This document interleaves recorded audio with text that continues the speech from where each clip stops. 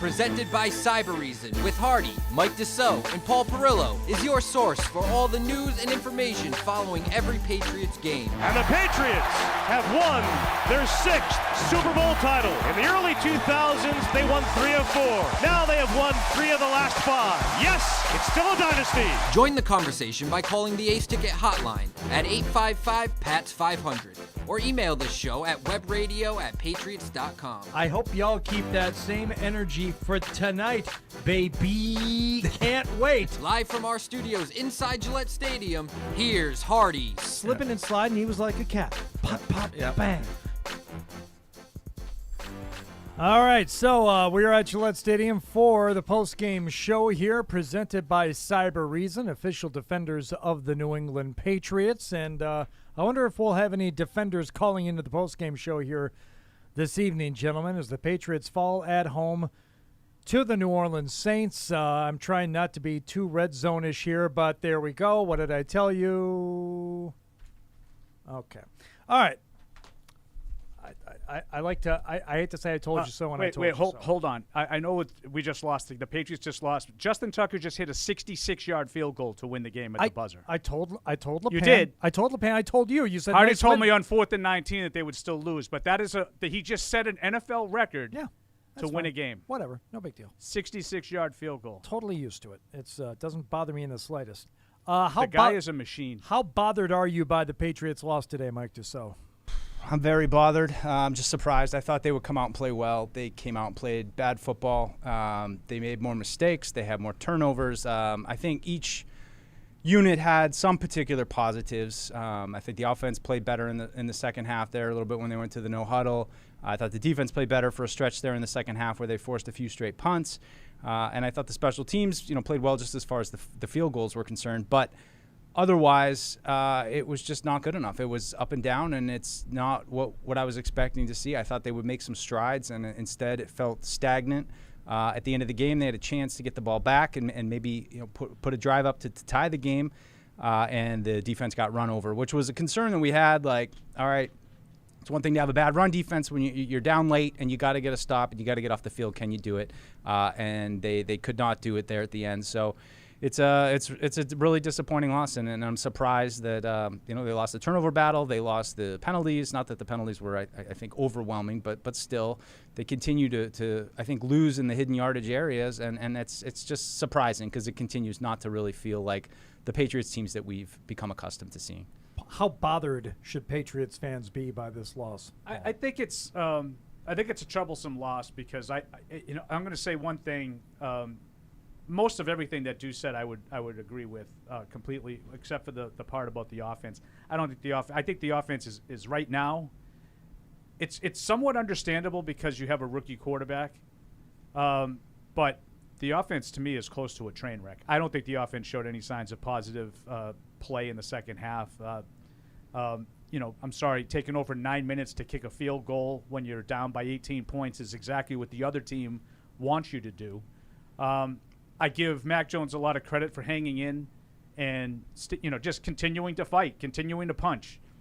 But he was afforded no help today from his offensive line.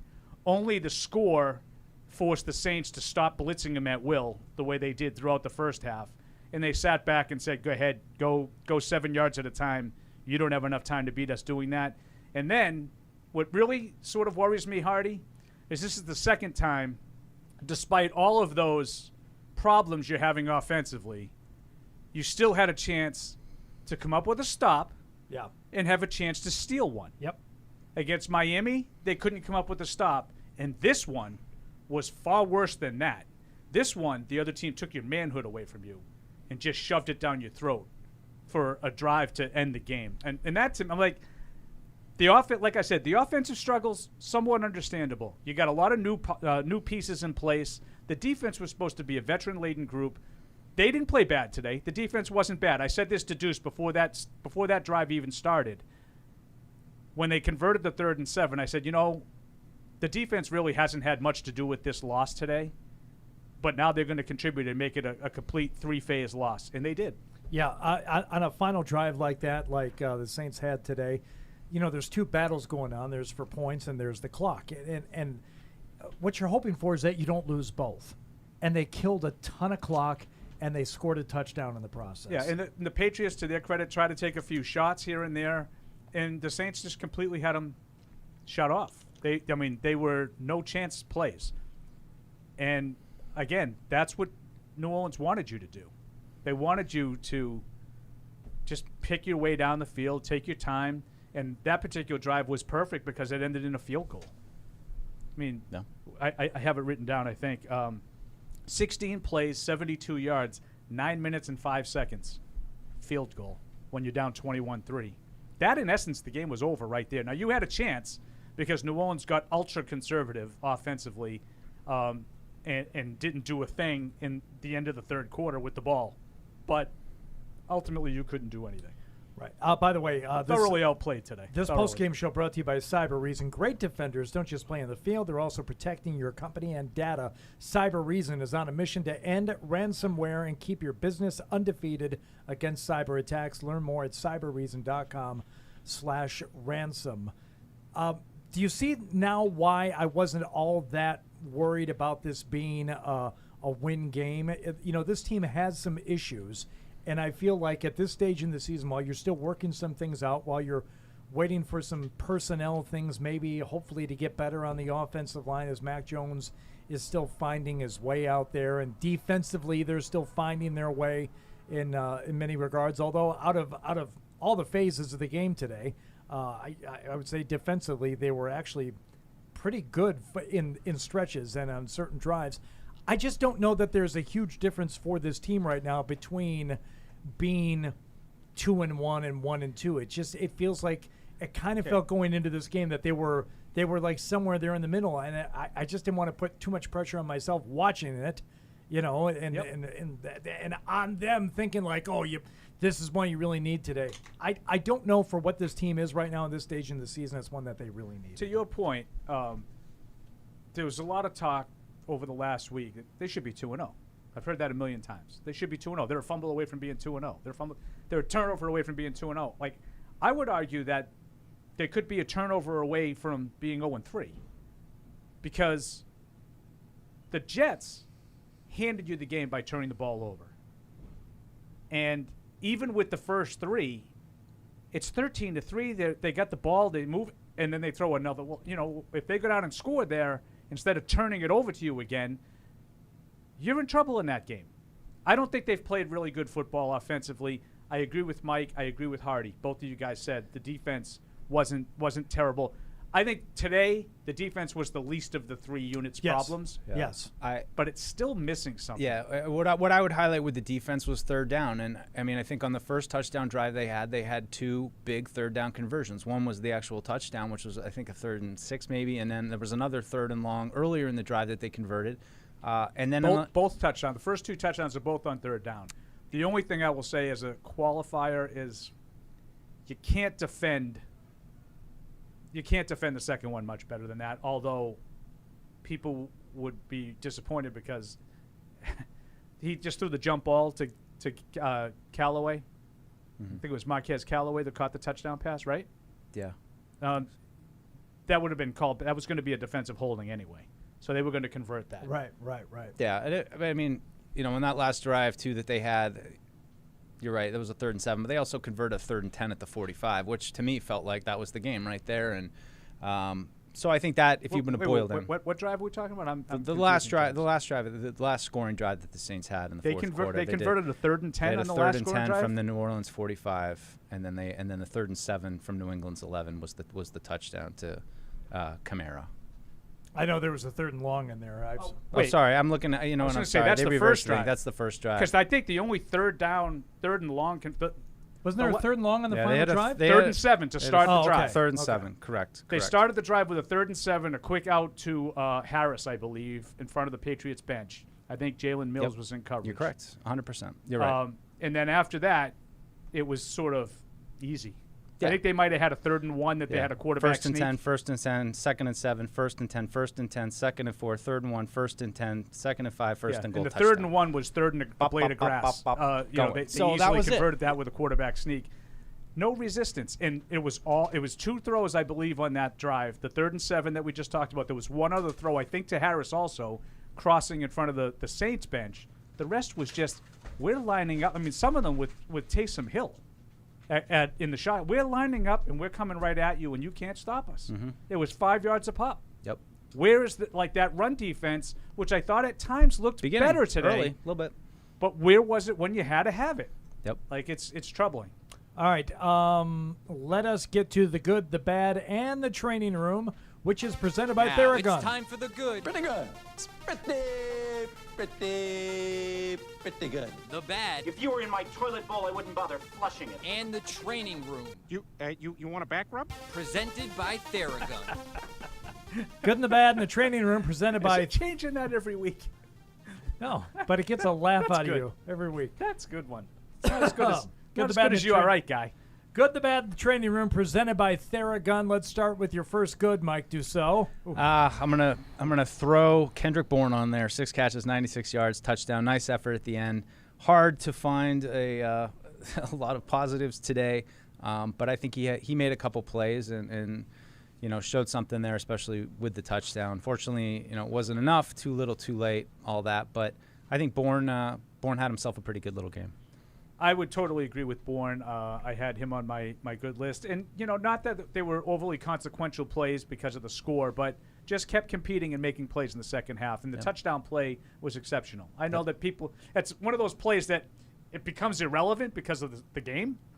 But if that was a game that they ended up winning, you remember that play for years. That was a tremendous play. Paul, you got a good.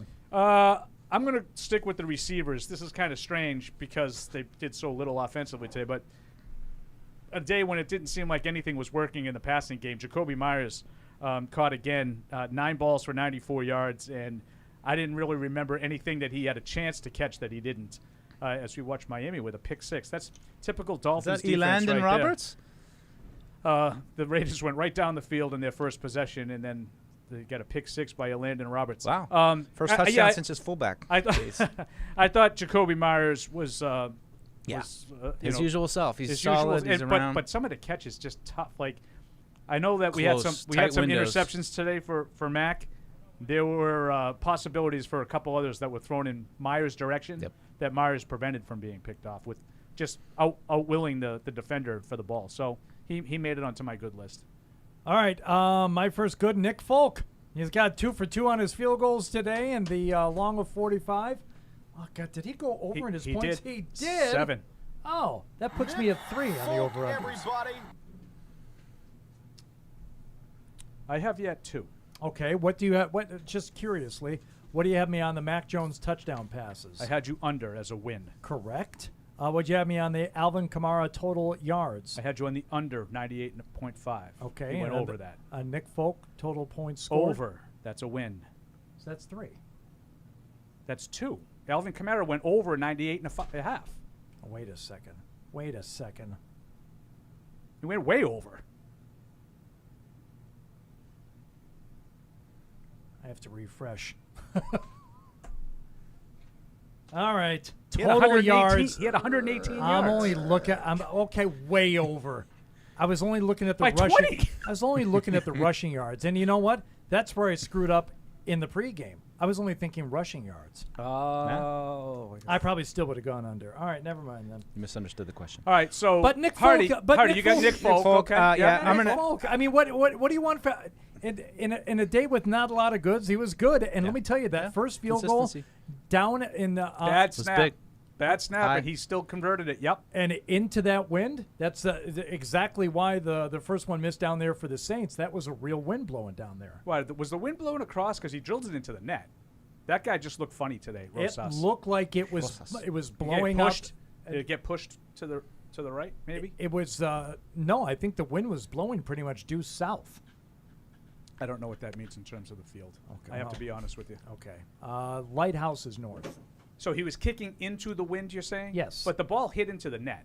The 52-yarder that he missed, he hit it into the net. Yeah, He just was wide. I'm just saying that the reason why I think they were more than happy to let the Saints attempt that field goal down. Well, that's why he first called half. timeout, no doubt about it. Yeah, I mean, it was a tough kick, and Folk made it, so he's on the Deuce, good you got list. another one? Yeah, I got to. Oh, let's move it along. I got to throw Matt Judon on there. I had Matt Judon too. Did you have 2.5 Matt Judon? sacks, Of course. 2 tackles for loss, 3 quarterback hits. Yeah, and he was just involved a lot today. One of the only guys that was involved a lot. And I mean, just by contrast, Kyle Van Noy had 2 solo tackles. Dante Hightower had 1. Yeah, and So- that play right here that was shown on the highlights with Judon, that was a really big play because that stopped a drive. It made it 3rd and 13. I think they ended up running a draw to get those yards back, and then they kicked a short field goal that Rosas ended up missing. So it ended up being a big play at the time. It was 2nd and 3 from the Patriots 18 when Judon had that first sack. So that was a big play in the game. And I thought, to Kyle Van Noy's credit, he did wrap up. I think it was Winston who kept the ball, was trying to run it up in the pocket on a 3rd down. Yeah, I know. And he broke one tackle. I know the play you're talking about. Yeah, and Van Noy got him wrapped up just in time. Otherwise, he was going to convert on that. So I'll give him credit. But there was a play earlier in the game where they're in zone coverage, and the ball comes across the middle, and Van Noy is playing like 5 yards off the guy. Yep. Now, is that scheme a little bit? Do you need to be able to read that a little bit better and cover that part of the field if you're Kyle Van Noy? I think you do. So there was some hits and misses out there. We're going to have to look at the All-22 on that as soon as it comes out. Yeah. So yeah. But Judon, absolutely, he's on the good list. He was all over the place. I don't think it was all game long. Wow, this guy's unstoppable. But on a defense that just didn't have a lot of guys really stand out today, he was one of the few. All right, Paul, any other goods? I had Devon Gotcha on my list. Early in the game, I thought there were a couple of plays that he flashed. Yep. One, that he had that clothesline that he buried, I think it was Kamara, in the backfield. And then he had another play that he had some penetration on. The run defense still had some issues today, but I don't think it was terrible. They had a lot of attempts to get to 142 yards, only 3.7 a carry. I would say overall it was bad based on the last drive. Like the last drive to me was the game. You had one final chance to try to steal this game, and they ran it right down your throat. But I thought Gotcha had some positive plays early on, so I put him on my good list. I think it was more like the Miami game where it was situational failures for the defense. It was, and some of the straight up stuff, especially early on, like you said, the run defense, they were pretty good, but it was just some of those critical 3rd downs that they couldn't quite get the stops on it. And I do think they stepped up after that first Mac interception, and not to say they forced him as field goal, but at least to force the field goal attempt. So, just situationally, not as on point as usually is. Any other goods? That's all I have. That's all I got. All right, let's move on to the bads. And Paul, you want to lead us off? I don't know. You want to take a break before we do this? This could take a while. I'm going to start off with a portion of the game that I often mock and ridicule: special teams. Yeah. And this could take forever. They had a lot of issues on special teams today. It starts off with letting Damian Harris, someone they talked about incessantly all week, being a dangerous returner, return a punt 25 yards to set up the first touchdown drive, I believe, right? So poor punt coverage on the first punt situation. Then they had, 2 penalties in the first half on special teams, one of which prevented them from being. They had a 4th and 1, and they were trying to try. And they do all that garbage. They didn't execute that properly. They had a kickoff out of bounds by Jake Bailey. 2nd week in a row he's done that. They also had 2 touchbacks on punts from Jake Bailey. Blocked punt. And I'm leaving out the blocked punt, which ultimately ended up not costing them because Aldrich Rosas missed the chip shot field goal. But just a litany of mistakes on special teams, and it just was bad, just really bad. Jake Bailey is not playing like he played the first 2 years. No, well, he had a bad game today, and it was just taking opportunity. I wouldn't even say opportunities, but at least where you could, put the Saints in some bad field position. That was not the case. So, all right, that's special teams. That's special teams in general. That's a surprise, Paul, but it's a good one to lead off here on the bad list. What do you got for us, Deuce? I'm just going to say offensive line, and I think that covers both pass protection and the ground game. They didn't open holes. They didn't keep Mac protected early on. And I think, I forget, Paul, would you say like 17 pressures or something like that? At one point during the game, they put up the numbers, and he had been pressured 17 times. And that was the Patriots had the ball like 2 more times after that. So that number could be higher. And he got hit 7 times in the first half. I think they finished with let's see, 11 quarterback hits. So I don't know how a rookie quarterback can operate with that kind of protection. And for all the talk of Trent Brown and the right tackle situation, it's still no excuse for how poor it's been and inconsistent it's been. And I think that is really the root of a lot of their struggles right now, is that they just can't get their offensive line playing on the same page. And until that happens, I don't know how they're going to find their offense, because it just is so sporadic. They don't know what they're getting, when they're getting it. Sometimes Mac's under duress, other times he has time. So they've got to come up with a solution. It's a veteran group. That's why it's surprising and disappointing, because they should be better no matter who's playing right tackle. Yeah, I had that high on my list, Deuce. Absolutely. John Smith, by the way, was part of that pass protection issue. Yeah, he might come up later, too. Kind of along those same lines, the key to the game was all about controlling the line and back and forth. And I just saw so much pressure to Mac Jones early on. And toward the end of the game, they got him in shotgun. He's still having to drop back 10 yards, just to give himself some time. It didn't matter what they tried and what they did when he's trying to. And they did let him throw the ball some today. But he didn't have any time, and as you said it, for a rookie quarterback to expect him to be able to operate, you know what it was? It was a hostile work environment. If I were Mac Jones, I'd be going to HR tomorrow morning. First things Not first. a bad idea. Yeah, and say, look, I can't work in these conditions. But I actually thought about your point during the course of the game, because you kept saying control the line, and I thought they did a better job of it up front defensively than they have. Yes. But it was a disaster on the other side. And that was ultimately the difference in the game. They couldn't move the ball because the offensive line wouldn't allow it. Yeah. Boss man Fred Kirsch coming in. Did you get a donut on the way in, Fred? I didn't. You didn't leave me any good ones. No, they were picked over even when I got here this morning. Bavarian cream is not my, I don't blame you. I don't blame you. But welcome into the postgame show here, presented by Cyber Reason. We're on to the bad list here already. You want to throw one in there? Is there something particularly stuck in your craw? I don't know anything particular, but this is one of the worst games I've seen in this stadium in a long time. It was just a bad performance all the way around. And, just when you thought there was hope from the defense and they had a chance to give you a shot to have the ball with plenty of time, they just couldn't get off the field. And that, to me, that was disappointing, because the O-line has been bad, right? I thought Mac, despite all that, showed some hope. I thought Bourne showed some hope. I thought Myers did okay. John Smith, that's another thing. We'll talk about that later. He's definitely on the bad list.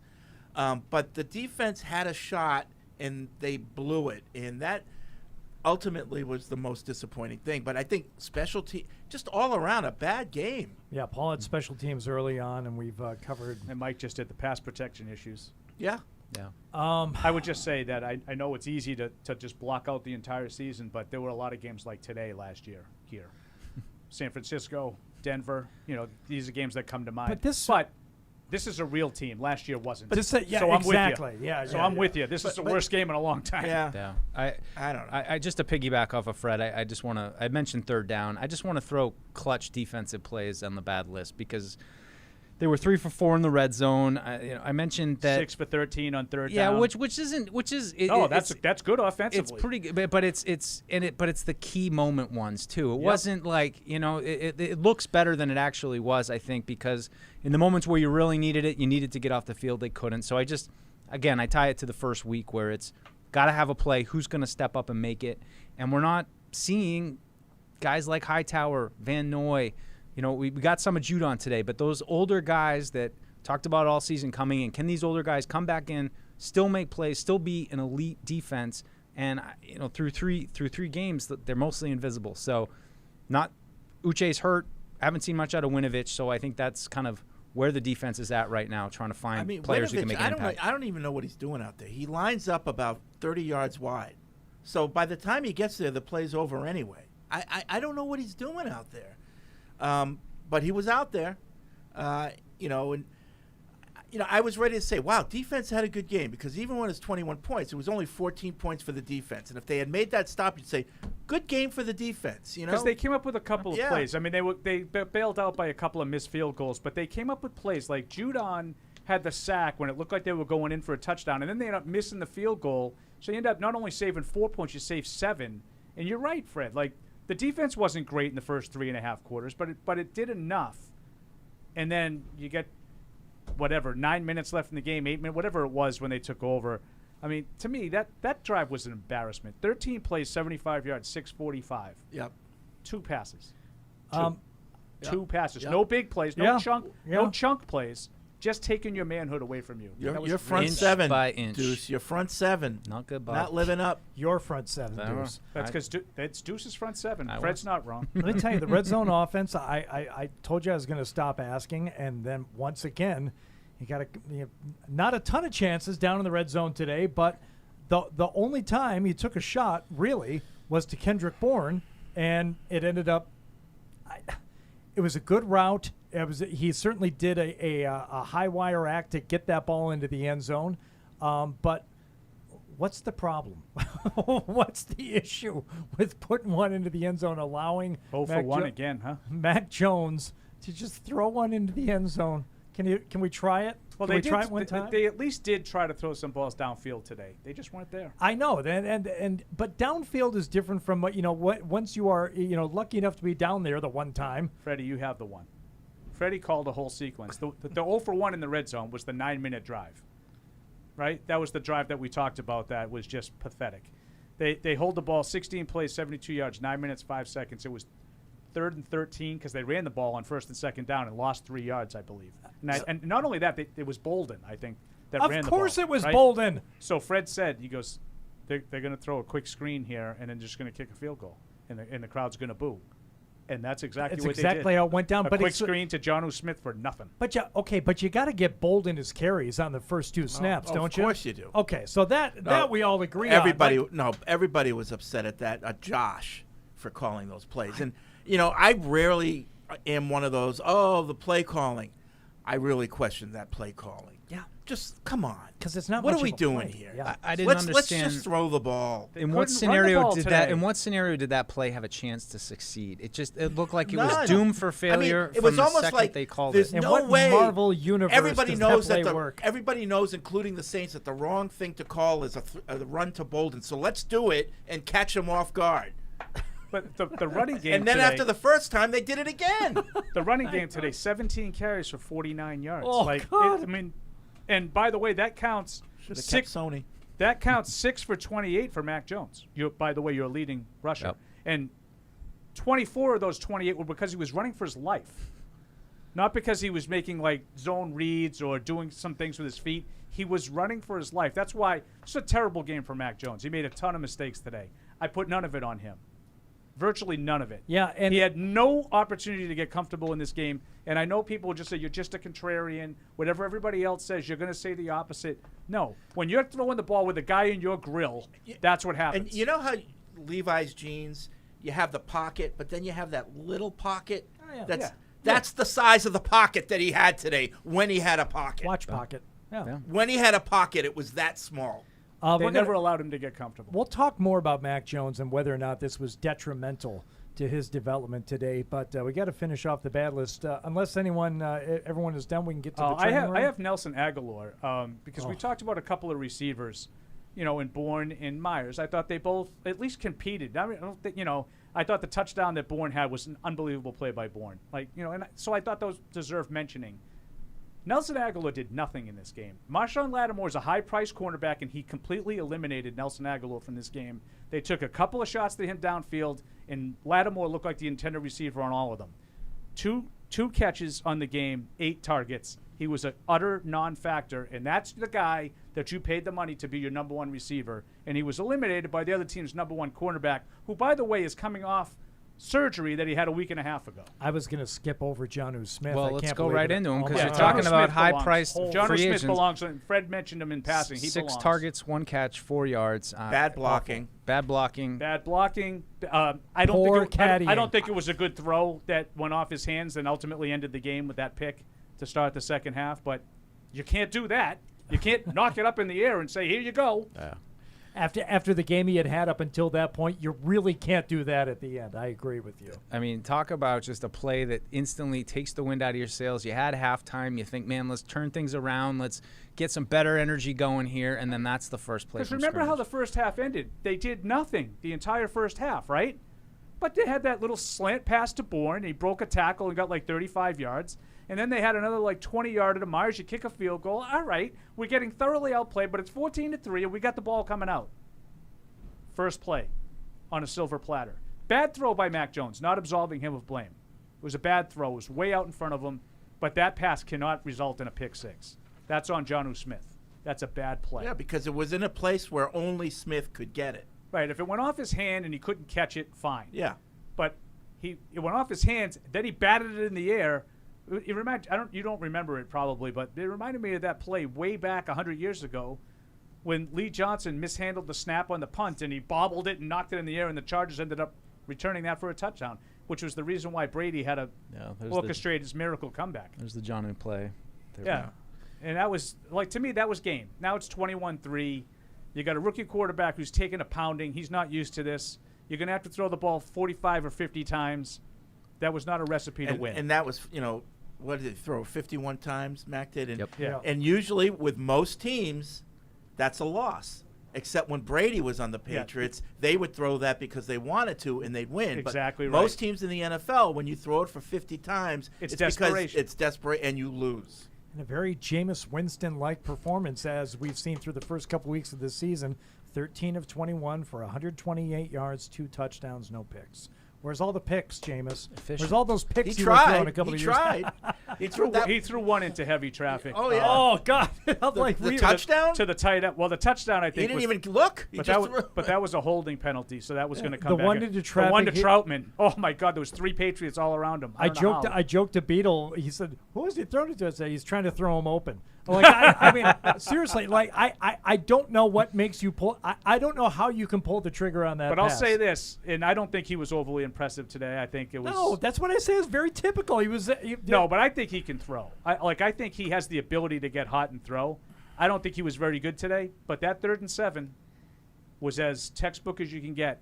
Yeah. Drop back, back foot, balls out, right on target. First down to Deontay Harris. Paul, I didn't watch the whole game because we were here, but I don't know how good he was in his 5 touchdown performance in Week 1. It's like something tells me it looked a lot like what we saw today, but with some passes I didn't down, see it either. close to the goal line. To your point, you might be right. So you might be right. I thought. I mean, we don't have to make this like the Saints post-game show, but I thought Sean Payton and Pete Carmichael got a little bit out of whack in the 3rd quarter, where they rightly didn't just turn it over to the running game. I think that they should have continued to throw and mix it up, but it seems like there was a span of 4 or 5 pass attempts late in the 3rd quarter into early 4th quarter where they had nothing that was coming out quick. It was all these like sort of slow developing plays looking for a kill shot. 7-step drop. He's got all day because the Patriots aren't really coming after him, and he's looking downfield, and it's probably like a 1 receiver route. They got it covered, and they had nothing. Like no alternatives, and I just don't think that's a good way to efficiently close out the game. And then the last drive, they made me look foolish because the last drive was as efficient as you can get. Yep. Any other specific bads we get to before we're going to talk about a very unfortunate injury today? No, I don't really want to go there with the whole like Tampa Bay thing looming over this game, but it just didn't feel like they were ready to go today. I think they got... And it's a real shame because I thought the Patriots were going to win today, okay? Me too. And I thought, and listen, I'm not saying that I'm going to pick the Patriots next week, right? But you will. But if they had won today, it would be a little bit more exciting going into next week, regardless of what Tampa Bay does today against the Rams. It would have been a little bit. You're 2-1. You're coming off a win. Well, let's play that. Now you're staring at your 3rd home loss in a row. Okay, so let's say, for to your point there, Fred, they had managed to score on their final drive, or not on their final drive, but when the Saints were still at 21, and they went for 2 and tied it up and won on a field goal in overtime.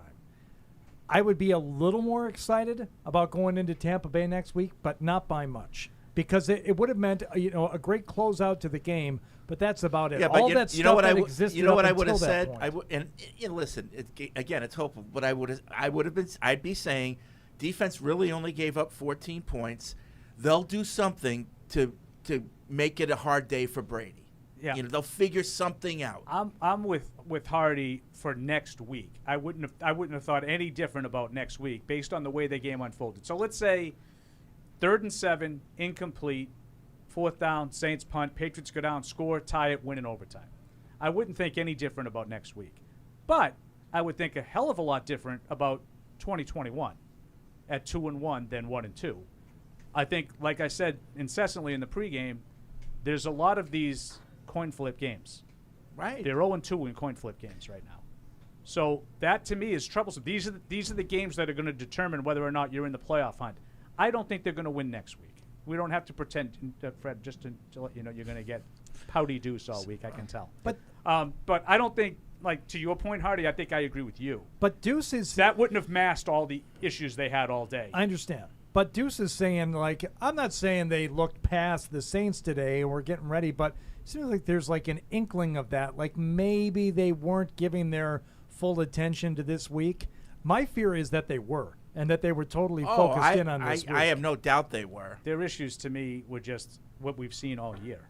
That was the best of the 3 defenses they've played this year. That's why they made them look the worst out of the 3 teams that they played. Right. So, and by the way, I told you, they were missing a lot of personnel. But that's a really good defense in New Orleans. It's a really good defense. You were going to bring up James White? Yeah, let's get to that. This is the training room now, as we are the Good, the Bad, and the Training Room, presented by Theragun. James White carted off the field. Anybody have any insight on that injury? From what we saw, it looked like a knee hip that maybe affected the hip. It was announced with a hip. It was a hip injury. He landed hard on his left knee, but it looked like it jarred his whole leg. Yes. And, like, I don't know if it was Tua-like. something like that. It could dislocate your hip. Yes. You know? Yes. So immediately he knew something was wrong, which tells me that it was some type of joint, came out of place. Even if it was just for a little bit, that's so painful. I'm with you, Freddie. Yeah. And I think that the reaction on the sideline tells you everything. The Right. Saints sideline was frantically waving their arms for medical attention to get over. The cart was out very quickly, and that's as fast as I've ever heard. I'm not positive on this, but when Tom Brady tore his ACL against Kansas City in 2008, I believe he was announced knee injury questionable. That's as fast as I ever remember a Patriot being announced as out. Yeah, I think the hip came out of joint. I don't know, though. I think it's a two-way injury. I agree with you, Yeah. Fred. Yeah. I think his hip may have been somewhat dislocated, and I don't know the medical terminology. And there's like blood vessels there that, I'm extremely concerned that we've seen the last of James White. Yeah. Now, like Bo Jackson had the hip, but that was different. Like he got hit on the hip directly, and That's well, a he got dragged down. Yeah. Like Tua and like this. Yeah. Like this is. I'm really concerned. It's the ligament strain that goes along with it. all it's that. all the blood vessels. It's not good. So, like Paul said, immediately the cart came out quickly. They announced him out right away. It's just the loss. If the loss wasn't depressing enough, you got to lose, a great guy, a leader on the team who had a terrible year last year for a variety of reasons. And I don't mean just his play. I just, all the things he had to deal with. Just a bad year. And was starting to show signs of life, was really their best offensive weapon to this point in the season through 2 games. And to lose him, it's just another gut punch. And, to make matters worse, you lost him on a play where he got you yet another first down. I think it was the first down that was they the got. first down of the game Right. In the after game. 3 3-and-outs, right? Right. Yep. Yeah, I mean, his loss is enormous. This is why I agree with Hardy's assessment. Like, you would feel better if, wow, the Raiders with a big play for a safety. Red zone, Paul chiming in. You would feel better, obviously, if they came back and somehow found a way to pull one out. You'd be like, oh, they'll start playing better, and then this is going to, But it wouldn't make me feel any better next week because the defense beat up on a terrible offense today. They're not going to see a terrible offense next week. They're going to see one of the best offenses in football next week. So, to me, Deuce, you look like you got one look hung sideways. just in think there. You about the okay? receivers that were playing today for the Saints. I mean, like, ugh. But again, Like we lament the Patriots receivers, and we're wondering where's the separation.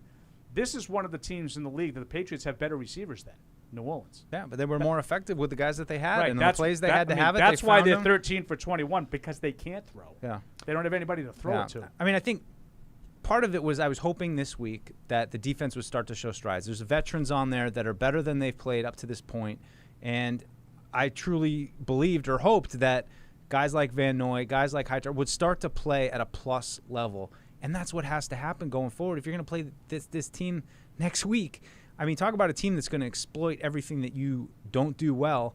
And I guess now at this point, I'm starting to lose hope that they have enough on defense, that they have guys who can recapture that. I'm kind of with you, Mike. And that they're ever going to get back to that level. Or is it just we're kind of back to where we were last year, where we got to start playing young guys just to get them experience and see what's going on? Because I don't know what happened with Bentley. Where was Bentley in the second half? Too. You know, if we're going to finish out the training room. Thank you. Yeah, was he hurt? I didn't see anything on him. Didn't play at all, I don't think. Was that the entire second half?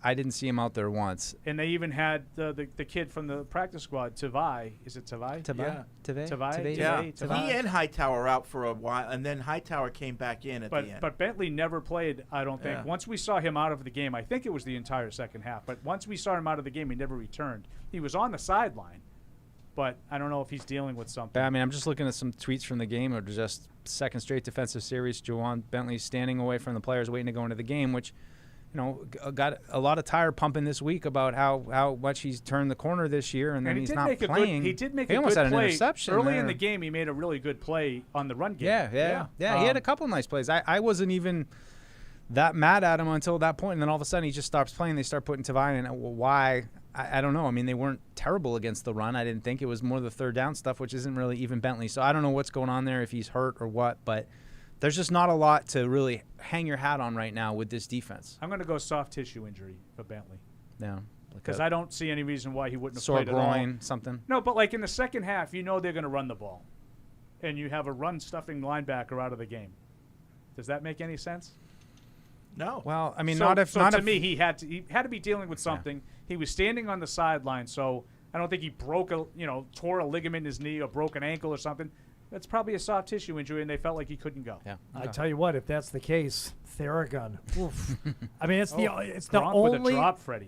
only physician-created percussive therapy device that releases those deep muscle tensions and aches, and it relaxes everything. It's a scientifically calibrated. They use science to come up with that combination of depth and speed and power, and there's 250 professional sports teams using this thing. So, they're not all dopes. They know what they're doing, and it comes with a 30-day money-back guarantee. Go to therabody.com to get your Theragun today, starting at just $199. So thank you to Theragun for presenting the good, the bad. Players could use that today. Right? Yes. Science! Yeah. What do you think the injury report's going to look like next week? Freddie, this was another Freddie isn't during the game. Why don't you tell Hardy what you think it's going to look like? I think it's going to look as long as my arm. I wouldn't be surprised if Mac Jones is on it. He thinks he's going to have a litany of injuries. Yeah, all of a sudden there's going to be a lot of guys dealing with a lot. Yeah. But Trent Brown will be back. And all will be right with the world. I tell you what, talk about things that this team needs right now, and if you want to have, put Tampa aside, whoever you're playing next week, having Trent Brown on the field is paramount. Oh, yeah. At this point. I mean, we all like to toot our own horns because no one will toot it for us. When Trent Brown went down in week 1, I said that he's a guy that tends to linger on the sidelines when he gets hurt. And here we are now entering week 4. We haven't seen him since. Was at practice this week. Right? It was at practice the first week on the Friday. Friday. Right. Then he practiced all week on a limited basis this week. We haven't seen him back. He tends to linger, and I believe the calf in particular is something that has given him trouble in the past. All right, we are going to get to the phones. I'm certain that Fred Kirsch is going to get his wish, and one of these callers will not be there, and we'll get that horrific no one there sound because they've been holding for so long. Hardy. Because Hardy's the host. There it is, right off the bat. See? Right off the callers bat. are on their game today. I just want to make Fred happy on this otherwise dark day. Eric in New Jersey, you are first up on the Patriots Postgame show presented by Cyber Reason. What's up, Eric? Hey, you guys hear me? Yeah. We can. By the way, Rider Zone Hardy checking in. The U.S. has Who just cares? clinched, has just got. Excuse Who me. cares? Excuse me. Did they wrap it up? The U.S. Oh, my has just clinched. God. Excuse me, has just clinched the Ryder Cup, courtesy of Colin Morikawa's match win over Victor Hovland. Eric, you may now continue with your call. Okay. Yeah. So talk about the game. Justin Haran on the right tackle. He's doing dishes while he's loading the dishwasher. Don't put this one on Justin Haran. All 5 linemen had their say today. I put it on. I feel like you should have the 5 best guys out there. I don't know if you got to switch when you back to right tackle and get Harris back at guard. But I don't know. You got to do something. The kids out there. You've got somebody on his lap as soon as he hikes the ball. Defense. I think it had his spots. I like Gerdeschu had some spots and showed up, but overall, I mean, just the sentiment of the team on that 4th and 1, Henry getting the false start, just the discipline overall of the team. I just don't have a pulse on this team. I'm kind of getting the 2009 vibes of this team, kind of related to. I mean, obviously different teams, different eras, but this team doesn't have anywhere near the talent that one. Yeah, I mean, and Eric, I appreciate the sentiment there, but wasn't 2009 the year that Belichick said, I just can't get these guys to play for me? Right. I think these guys are more than willing to play for me. I think you just got a handful of guys that really can't play all that well yet. They're not that good right now. They have a lot of new guys, and it's going to take a while, and it hasn't happened yet. Let's go to Spee in Fresno. Spee, you're up. What do you got for us, buddy? What's going on, guys? I'm really concerned about the James White injury. Like Fred was saying before, that's the sort of – it looked like one of those things that could be really dangerous. And I don't know. He's just I'm a little choked up about it. I mean, he's just as a guy, as a player, all the big moments. He's like probably pound for pound my favorite Patriot. So I'm just hoping he's good. But yeah, it's a shame. Anyway, but on a lighter note, I wanted to just get Hardy's back here a little bit in the pregame. He's talking about how Jonnu, that guy who couldn't catch and couldn't block, how he's so big, and Paul was just kind of picking on him. But there's this classic PFW drop. He's so big. I think he's talking about Roethlisberger. He's like, he's so big and it's so hard. I think we need to bring that one back. Yeah, that's why I kept saying it, Speed. That's exactly why I kept saying it over and over again. He's so big. It's so hard to tackle. Yeah, that's right. And they clipped it at so big and hard. Yeah, exactly. I appreciate you trying to have me back, my back on this one, Speed, but it's tough. You got. I'm getting all you need to know from No Socks right now. No Socks holding his nose. His nose. In PU.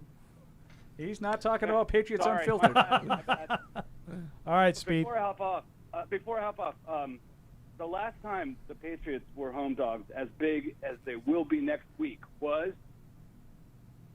I mean, home dogs. Home dogs as big as, what do you think it'll be? Do you have anything online, Speed, that you've seen? Like 8? I looked at it a few days ago and it was like 5.5, and I think that's going to go. I think it's going to be 10. Close to I don't 10. think it'll I thought be it was 10. close. I think maybe 7 or 8. I think I was going to say 8.5, something like that. 10. So when was it? Oh, do you have the answer? I would say before Bledsoe. Yep, that's going to be paraded all over the TV. I think we'll see. What was the answer? I don't know. There's nothing worse than the guy who asked a trivia question and doesn't have the answer. What is this, Wikipedia? Spee, I love you, buddy, but that's unbelievable. Bad job by you there, That's Spee. just poor to me. Be better. Yeah, there's no having my back on Jonnu Smith in any way, shape, or form after that performance today. Let's step aside here. We will continue with the Patriots postgame show presented by Cyber Reason. A little bit later, we're going to hear from both the head coach and the quarterback. You're welcome to call our Ace Ticket hotline here at 855-PATS-500. Fending against cyber attacks requires seeing in the dark, understanding and ending every threat to your organization on computers, mobile, and the cloud. It takes Cyber Reason. End cyber attacks from endpoints to everywhere.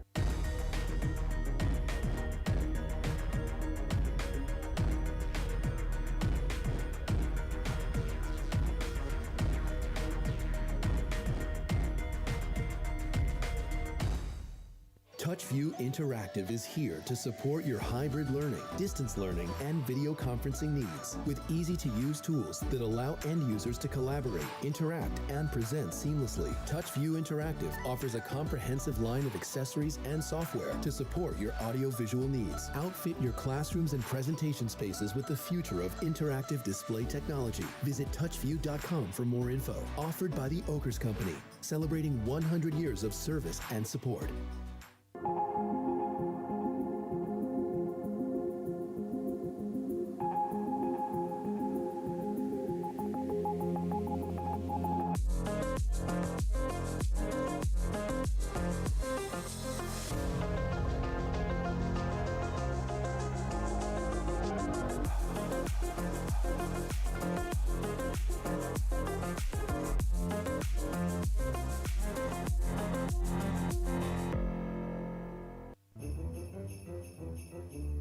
Join the conversation by calling the Ace Ticket hotline at 855-PATS-500 or email the show at webradio@patriots.com. Oh, okay. Oh, okay. Number one, now you're going to get me angry. Live from our studios inside Gillette Stadium, here's Hardy. Back on the Patriots Postgame Show presented by Cyber Reason, and back to your phones, 855-PATS-500.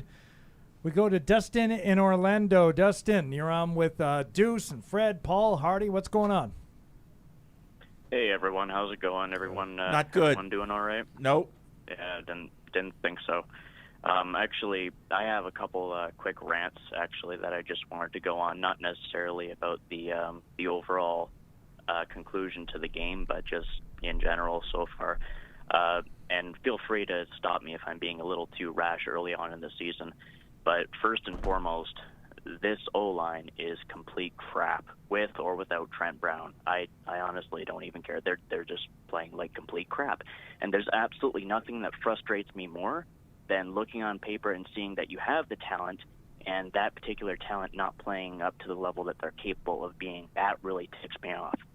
Secondly, it's really starting to irk me when fans and commentators say things like, oh, this is uncharacteristic of the Patriots.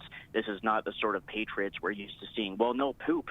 Those particular kinds of Patriots have been dead and gone for the longest while, and they're not coming back. They're never, we're not going to be getting that level of production from either the offense or the defense.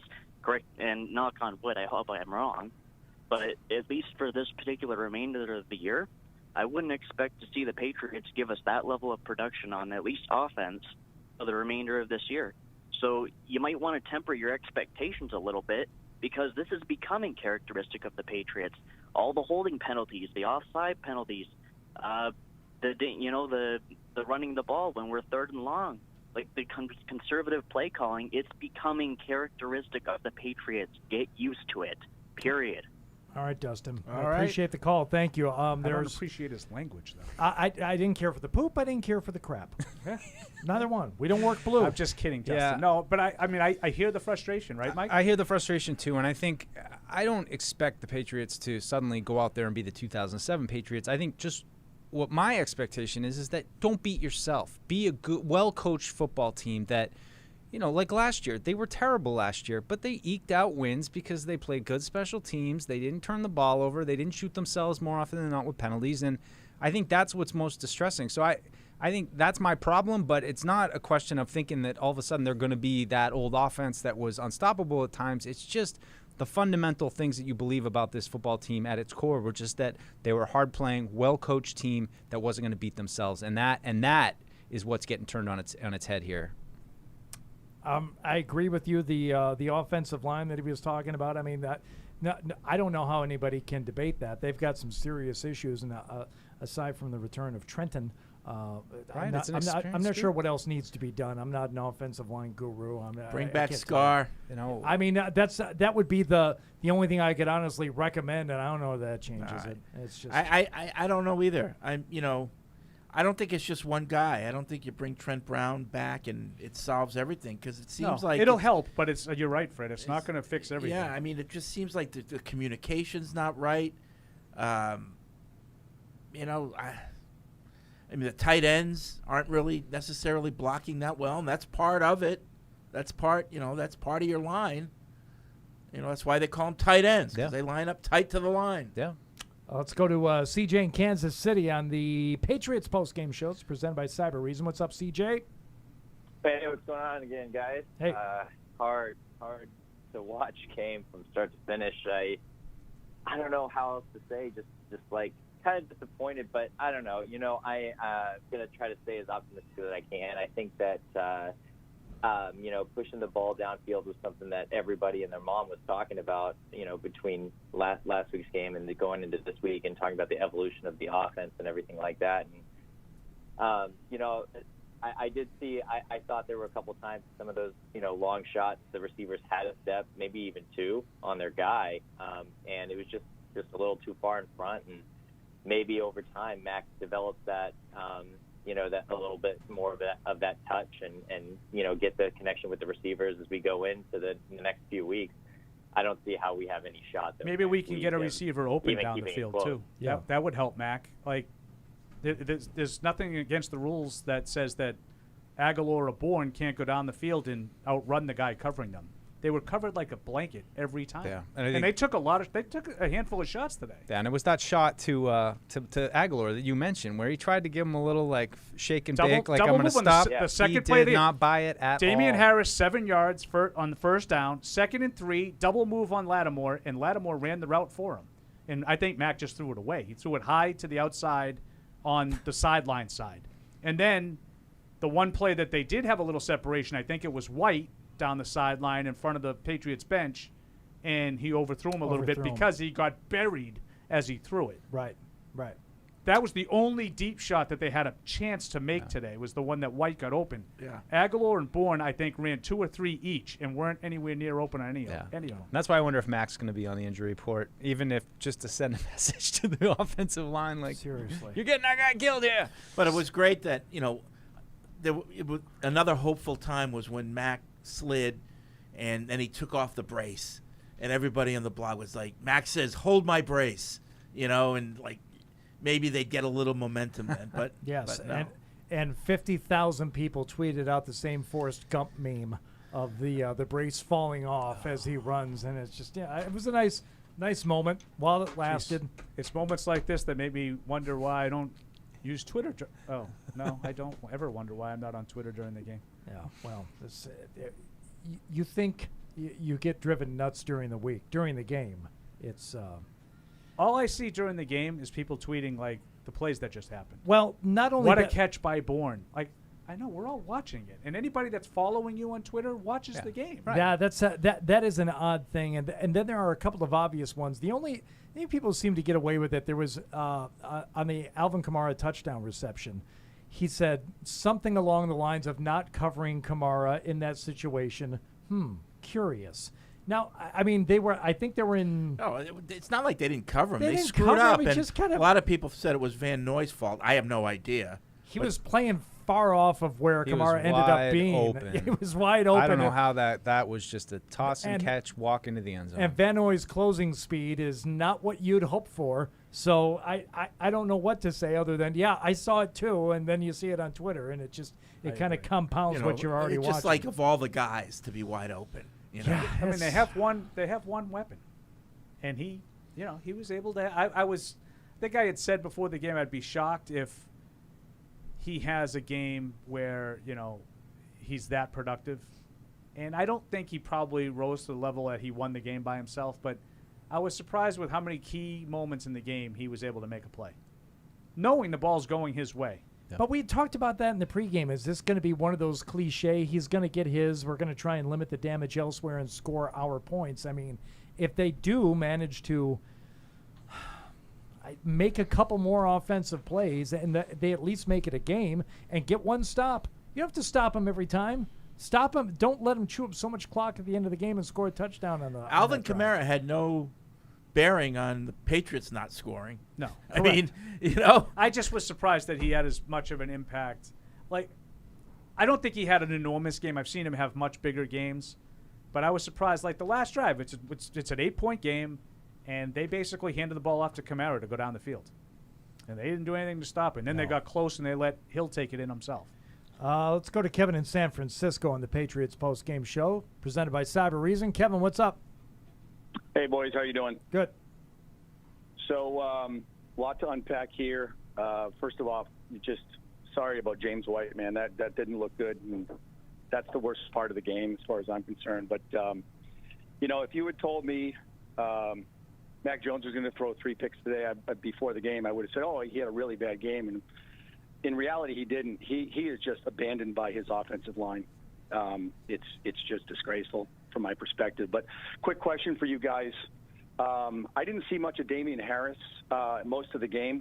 Did anyone know what happened with him? Did he get hurt, or they were down 21-3? Yeah, I just think that his skill set is not for the comeback. You know, he doesn't block well in the pass protection yet, and he's not a great pass catcher. So, not to say that Bolden was a big upgrade there, but I he's think, just not ready for that. Yeah, I mean, I think they went empty a lot. I think they had Taylor out there a little bit as a guy to keep the linebackers honest. But you're down 21-3 the second snap that you had the ball in the second half.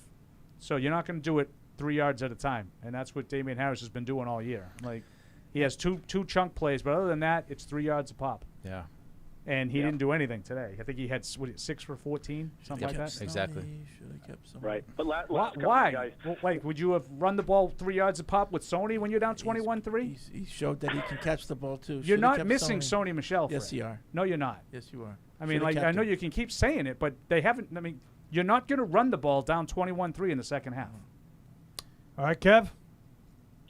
Thanks, guys. Thanks. Appreciate it. Appreciate you. I was just going to say, I think, too, how do they handle this James White situation? If James White is out, I mean, something we've talked about, they don't really have a pass-catching back. Thought it was something they should have gotten this year in the draft or last year in the draft in preparation for turning it over from James White, signed James White to a one-year deal. So what are you going to do with Stevenson? He's in the doghouse. He can catch a little bit. Well, it's got to be Taylor. And it's got to be Taylor. So are you ready to – I mean, the role that James White plays in this offense, are you going to just transfer that to J.J. Taylor? That seems like I don't think he'd be as big. Switch. I don't think he'd be as big a role, but I think Taylor becomes White and Stevenson goes back to the role that you started the season with him. Like, you want him to augment Harris.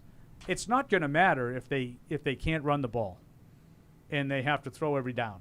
It's not going to, because James White or no James White, if you have to throw it every down, you're going to be in trouble. Yeah. You can't, like, to Fred's point, it's one thing to have Tom Brady and say, you know what, they're the #1 ranked run defense. That we're not going to run the ball against them. We're not even going to try to run the ball. We're just going to have Tom throw the ball 55 times. You can't do that with a rookie quarterback and expect to win. You can't do it with most quarterbacks in the NFL. You know? Yeah. Well, they've been fortunate with that role over the years, and I can't remember other than maybe when Kevin Falk got hurt against the Jets and they had to go get Danny Woodhead. Other than that, they've always had kind of that guy to be reliable, and I just wonder how they're going to have to evolve now without arguably, their best weapon and one of their most proven guys. Evidently, Josh Allen's flash in the pan season was a little bit premature last year. Completed 75% today for 360, 4 touchdowns, plus he ran for 1. Yeah, no big whoop. Oh, I thought he was terrible. Good. Stefan in Germany bringing up the Julian Edelman halftime ceremony. Any thoughts on that? It was a highlight for me. Highlight. It was wonderful. I'm going to let the boss man speak for the team. Those things are always like they're a disappointment to me. They're awkward. You're rushed. The clock's staring you in the face, ticking down. The specialists are coming out. Excuse me, Jules. I got to warm up my It's not like punts. you can extend the halftime either. It was nice that they gave him a jersey. It was the hope that he would put it on and play in the second half. I mean, it seemed like an odd gift to give him. Pretty good running down the sidelines. I'll get excited when he gets into the Hall of Fame, which he will. To me, that's a moment, too. Yeah, so. Yeah, he definitely will be. Then you can take your time, give him his due, But I agree with Fred. It's awkward. Those ceremonies are always awkward. I think they should do them. I think you should definitely give a guy his day, his celebration. But it's awkward. How about George in Illinois on the Patriots Postgame Show? What's up, George? Hello. Hey guys, how's my audio? Excellent. Good. Really good. Good. You've been working on it. 5 by 5. All right. I don't know what that means. Out of offense, defense, special teams, 3 phases of the game, as Bill likes to talk about. What's the area you guys think can be most improved upon by next week or week 5, and what's the area that's going to take the most time for improvements or development of chemistry maybe later into the season? Ooh, I would have answered this question in the vein of I think the veterans will click in and start working. That would be generally whether it's the offensive line, whether it's the defensive front seven. And I don't know now. I don't know. All bets are kind of off. We'll see if these guys are able to find it or not. But I'm kind of past the point of just expecting that the veterans are going to suddenly kick into gear because it hasn't happened yet. So we'll see. I think that they'll get their run game maybe a little bit better on track, I think. But, again, you don't have a lot of depth. You're improving with Stevenson. You're improving with Taylor. You're talking now about leaning heavily into Damian Harris, who's had injury issues, and now you might have to lean on him even more. So I don't know what to tell you. I'll say special teams are probably the thing that you could fix the fastest, and offense will take the longest to fix. Yeah. I think the defense needs work, but is probably closer than the offense is. I think the special teams, I agree with you on that, Paul, and I think it requires the least amount of work. I think they had a bad day today, and I think they're capable of playing much better than they played. Yeah, except for Nick Folk. Except for Nick Folk, who's perpetual. He can only do so much. Perpetual good list. Nick Folk. Robin in Fort Lauderdale. Hello, Robin. Yes, hi. Hey, Robin. What's going on? Just kind of want to comment a little bit. I'm going to be a little snarky, Paul, here. The fact that we had Alvin Kamara in the building in 2017, and we said, nah, we don't want that. Yep. So I just thought I'd throw that out there. No, that got a lot of attention this morning. I think Mike Giardi had mentioned that the Patriots were really interested in him. I am so surprised that nobody's talking about Jonnu Smith. He cost us the game. Well, first of all, he didn't cost you the game, but everybody's talked about Jonnu Smith. Yeah, we've talked about Fred came in and was like one of the first names out of his mouth. All right. Thank you, Robin. All right. If you're not going to listen to the show. He was not 5x5. That audio was off. Yeah, Jonnu Smith played poorly, and, when you talk about that last bobble ball that ended up getting intercepted, probably wouldn't even make mention of that. You would just say, that's a bad play. But when you've had the game he had up until that point, you can't compound it by doing that. He had a terrible game, but to suggest that the offense's struggles were because of Jonnu Smith only, I mean, you weren't watching the game. I think based on what we saw in preseason that he is probably my biggest disappointment on the team. I mean, he was a good player this summer. He was consistent. They had plays for him where it looked like, man, I'm excited. I know plenty of people went out and drafted him for their fantasy team because of how we were talking about Jonnu Smith this summer and the injury, whatever it is, it's been clunky. Nothing's looked easy for him. Everything is a struggle, even when he catches the ball, it feels like. Just real quick, in Kansas City, they just put something up on Red Zone that Andy Reid was not feeling well and was taken from the stadium in an ambulance to the hospital after the game. He did not address the media. They are saying that signs point toward the Chiefs taking every precaution, but just something newsworthy. Was it a home game? Was it in Kansas City? It was in Kansas City. Because you can get dehydrated in those Kansas City games. That happened to games. Parcells, remember? It sure did. I know you don't think he really got sick, but much like you think that Eugene Wilson didn't really pull his groin even though he had surgery. That's right. The long game. Brady's in Kansas City. Brady, is there something going on that causes dehydration there in Kansas City? Well, it is really windy. That's the only thing I can say is right now there's like 20-mile-an-hour winds. It was swirling like crazy today. Very dry. Dry, yeah. Yeah, nothing that I would think that would be abnormal. It's actually pretty nice. It's not super hot or anything. I'll give Andy Reid the benefit of the doubt and say dehydration. Well, my question is mainly centered around kind of yards after the catch. So every single route seems to be a hitch or a slant that gets immediately blasted by the defenders every single time they catch the ball. I'm just curious what your guys' thoughts are around kind of why our receivers can't catch the ball in any kind of space whatsoever, and they're always don't get immediately tackled. No, but he makes a good point. Like it's an excellent point. Even those even the ones that are like short, where you're supposed to like create the space, they sniffed all of them out because they do not create any separation. And I'll say this. We've mentioned that second play of the game, the deep ball. Mike, you keep mentioning it. Mm-hmm. What is that telling the Saints? We're going to run a double move on you because we think you're overly aggressive. That double move didn't do anything. We can still cover you even if we get caught off guard. So I'm just going to keep jumping on all your little short routes, and I'm going to make you take 9 minutes to kick a field goal. Yeah, and that's what was frustrating is, that was one where you call out the play. You see it's single coverage away from Nelson Aguilar, and here it is. This is your deep threat guy on a shot. It's the little stutter step, did not bite on it for a second. They don't create a lot of separation. I think it's an excellent point because they had easily 15 catches today. The guy who caught the ball either had to wrestle it away from a defender. Oh, yeah. Everyone. It's or so was, tight. The or windows. was on the ground as he was finishing the catch. Yeah, Hunter Henry. How many balls did he catch that? Like the guy was immediately. You're holding your breath because this could have been one of those days where Matt completed like 40% of his throws. He had a lot of 50-50 balls that Patriots caught. It even got to the point in the blog where I was writing immediately tackle, and I said, I got to stop doing that. I kept writing the same thing over and over again because it kept happening over and over again. You need a thesaurus, immediately tackled, substitutions, other words for. Yeah, I mean, Bourne was maybe the only one who had a couple plays where he broke loose and had a couple extra yards, but even then it's... The slant at the end of the half was one that he broke a tackle and he got a bunch of yards after the catch. Can you think of anything else? And that's what's, I think, kind of just, I don't want to say disturbing, but kind of disturbing is just it looks like last year. Everything's hard. Everything is hard. There's nothing easy. There's no easy plays. Even when they have a nice run, he's got to burst through the line. There's no real deep threat kind of stuff going on down the field, stretching the field with or vertically. It's just there's just not a lot going on with the offense right now, and it's not hard to defend. It doesn't seem like anybody's going to be too worried about anything. It's like before the game we do stuff for the preview, and we like when the Patriots run the ball, edge, when it's shaping up to be one of those games when it's like when the Patriots ran the ball, I gave the edge to the Saints. When the Patriots throw the ball, I gave the edge to the Saints. When the Saints run the ball, I gave the edge to the Patriots. When the Saints pass the ball, I gave the edge to the Patriots. Like, you go into a game with that in mind, and you're like, and we got like a game. Yeah. To your point, Freddie, it was like one of the worst games in this stadium that you can remember in a long time. What did you think about the 2-minute drill at the end of the first half for Mac? They only came up with 3. But what did you think of that? Well, that was the slant to Bourne. Yeah. They got a chunk play. Yeah, I mean, well, and they also didn't they have like a big pass to Myers down the middle? Yeah, they had 2 passes and they kicked a field goal. But the big play was the 35-yard slant to Bourne. Yeah.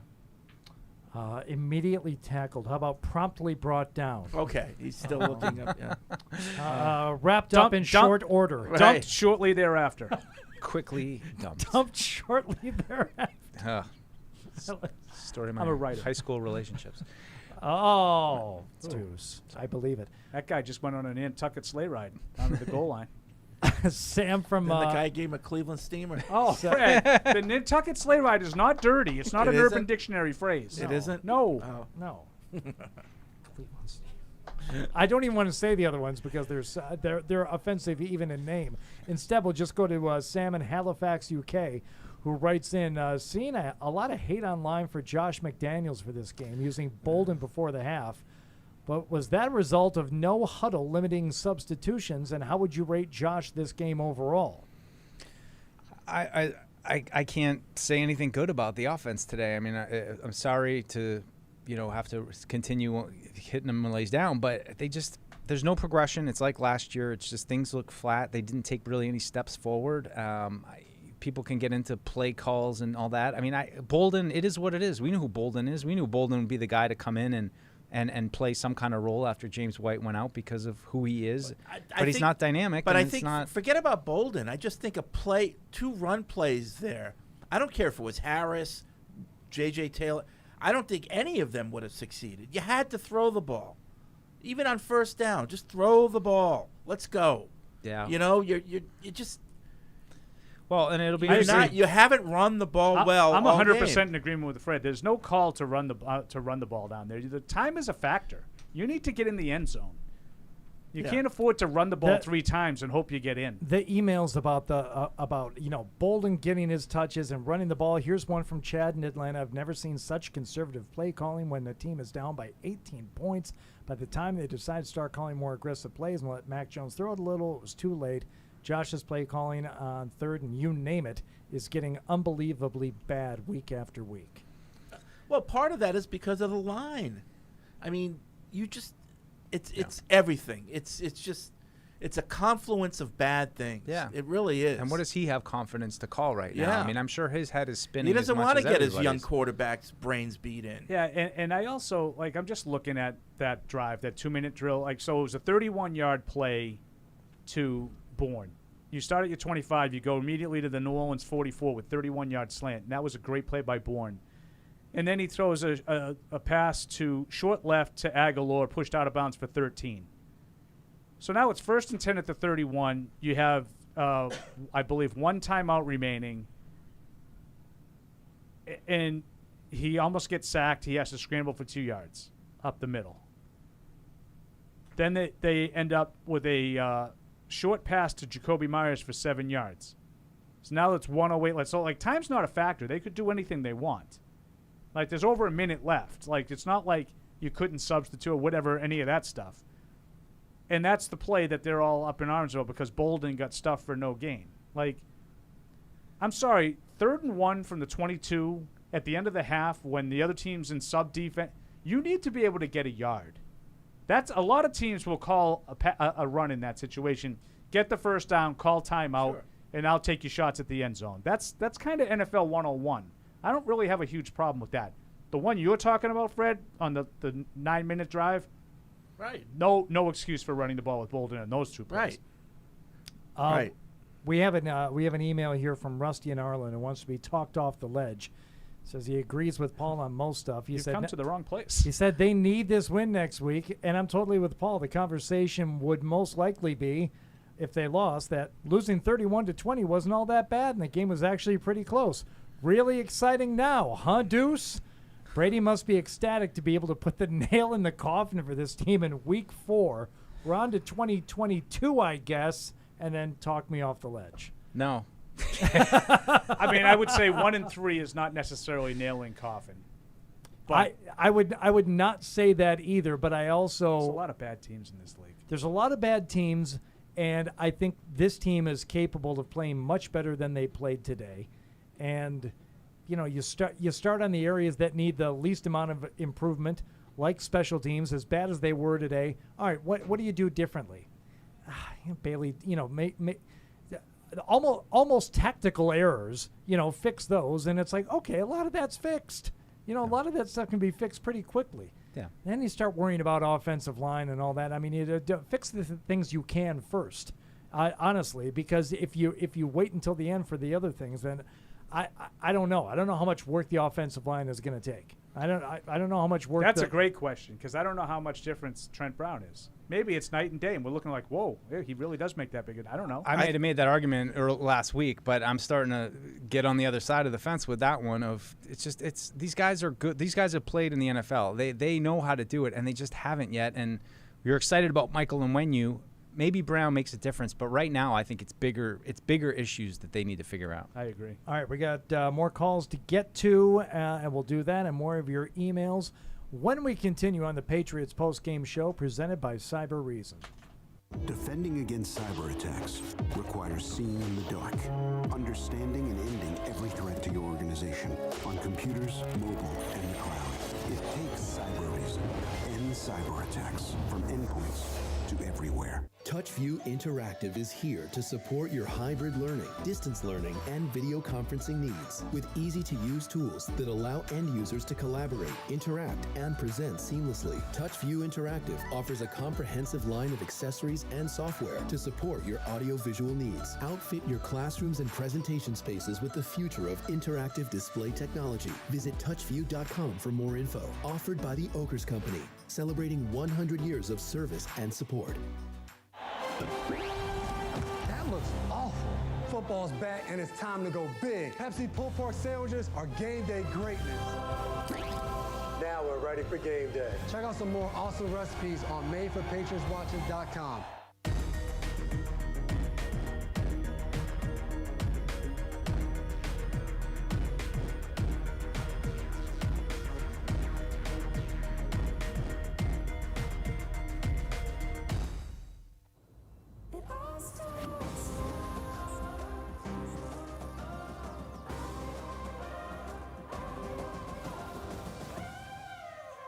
It all starts now.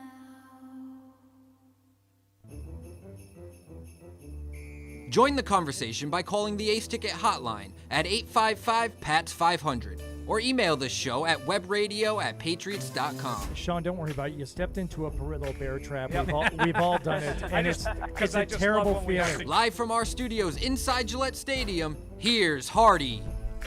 I believe you did snort it hearing your own name. Oh, they just said my name on the radio. that was Paul's reaction. Hardy, do your shows get as many calls as we get? What do you think? I don't know. I'm asking. What do you think? What does your gut tell you? We get a lot of calls. What loaded lines all the time. They never stop. Here. Yeah. Yeah. No, I know. No, we actually much have everywhere but we have a EEI. couple of open lines. Yeah, pretty much everywhere but EEI is. Like, we have stacked phone lines all the time. Yeah. The hub has stacked. Yeah. EEI is the only one that doesn't have any interaction. Oh. And you got that cricket soundbite there, Matt? Working on it. The silence in this room was almost as good. I will say this. A lot of the emails that we're getting right now, we're not going to get a chance to get to because a lot of them are commenting on things that we say and then immediately, oh, but what about this? So they kind of wouldn't make sense in the context of a flowing conversation, but we appreciate them. I read them nonetheless. anyway. I've heard. All right, let's get to. That's a shot. Are you guys going to fight? That's a shot. What do you want me to? What do you want me to say? We get way more phone calls, Fred. I'm sorry, I don't know how to tell you. How about the golf show? How many calls do you get on the golf show? We got one. 2 years ago, I got a phone call. It was a real wrong number. So did you Wrong say number. that? But it was a really US good did call. close out- Nothing's like golf tips over the radio. Did you say know, the U.S. that's- did close out the Ryder Cup officially? How to hit your wedge on the radio? 17. You got to and a- picture it. You got to picture it now. You know what? Now we're going to skip over Coach Belichick entirely, and I'm just going to tell you what's going on in the Ryder Cup. No. Here is the head coach here today from Gillette Stadium after the 28-13 loss to the Saints. Team, they just did a better job than we did in every area and deserved to win. So we just we got to play more consistently. Got to play with, put more good plays out there and not as many that aren't good. And so that's really what we have to do. So, we had some chances, but in the end we just couldn't get it done. And it's disappointing. There's no magic sauce here. We just have to go back to work and do better. Start with Nick O'Malley. Raise your hand if you have questions. We'll get the mic to you. Hey, Bill. We saw after the first punt, after Damian Harris, after he had the 25-yard return, that Jake Bailey put an emphasis on keeping the ball away from whether it was through the end zone, through on the sideline. Was that something that you had as an emphasis coming into the game, or did that change after that first punt return? Yeah, of course we weren't trying to give him return opportunities. No. Bill, what happened with the special teams today, allowing a blocked punt, kickoff out of bounds? How disappointing is the special teams performance today? Yeah, we've got to be better in every area, including special teams. Roy Hirschgordon. Bill, what have you assessed about the offensive line the first 3 weeks of the season? Well, again, just today we're inconsistent in every area, so we just got to do a better job. Just really go back and look at the film and, make some corrections. Obviously, New Orleans is good defense, but we got to move the ball better than we did today. Play better defense, play better in the kicking game. Mike Reese to your left. Bill, have you had a chance to see James White at all, either at halftime or after the game, and just how is he hanging in there? Yeah, I saw him at halftime. We'll see. And the wind, how much was the wind a factor? We saw a kickoff go out of bounds. We saw the timeout there at the end of, I think, the first quarter, maybe to make them kick to the open end there. How was that a factor in the decision-making or the game today? It's a little bit. It's about what it was in Miami and Washington. Bill, what did you see on Mac's interceptions? Where are we?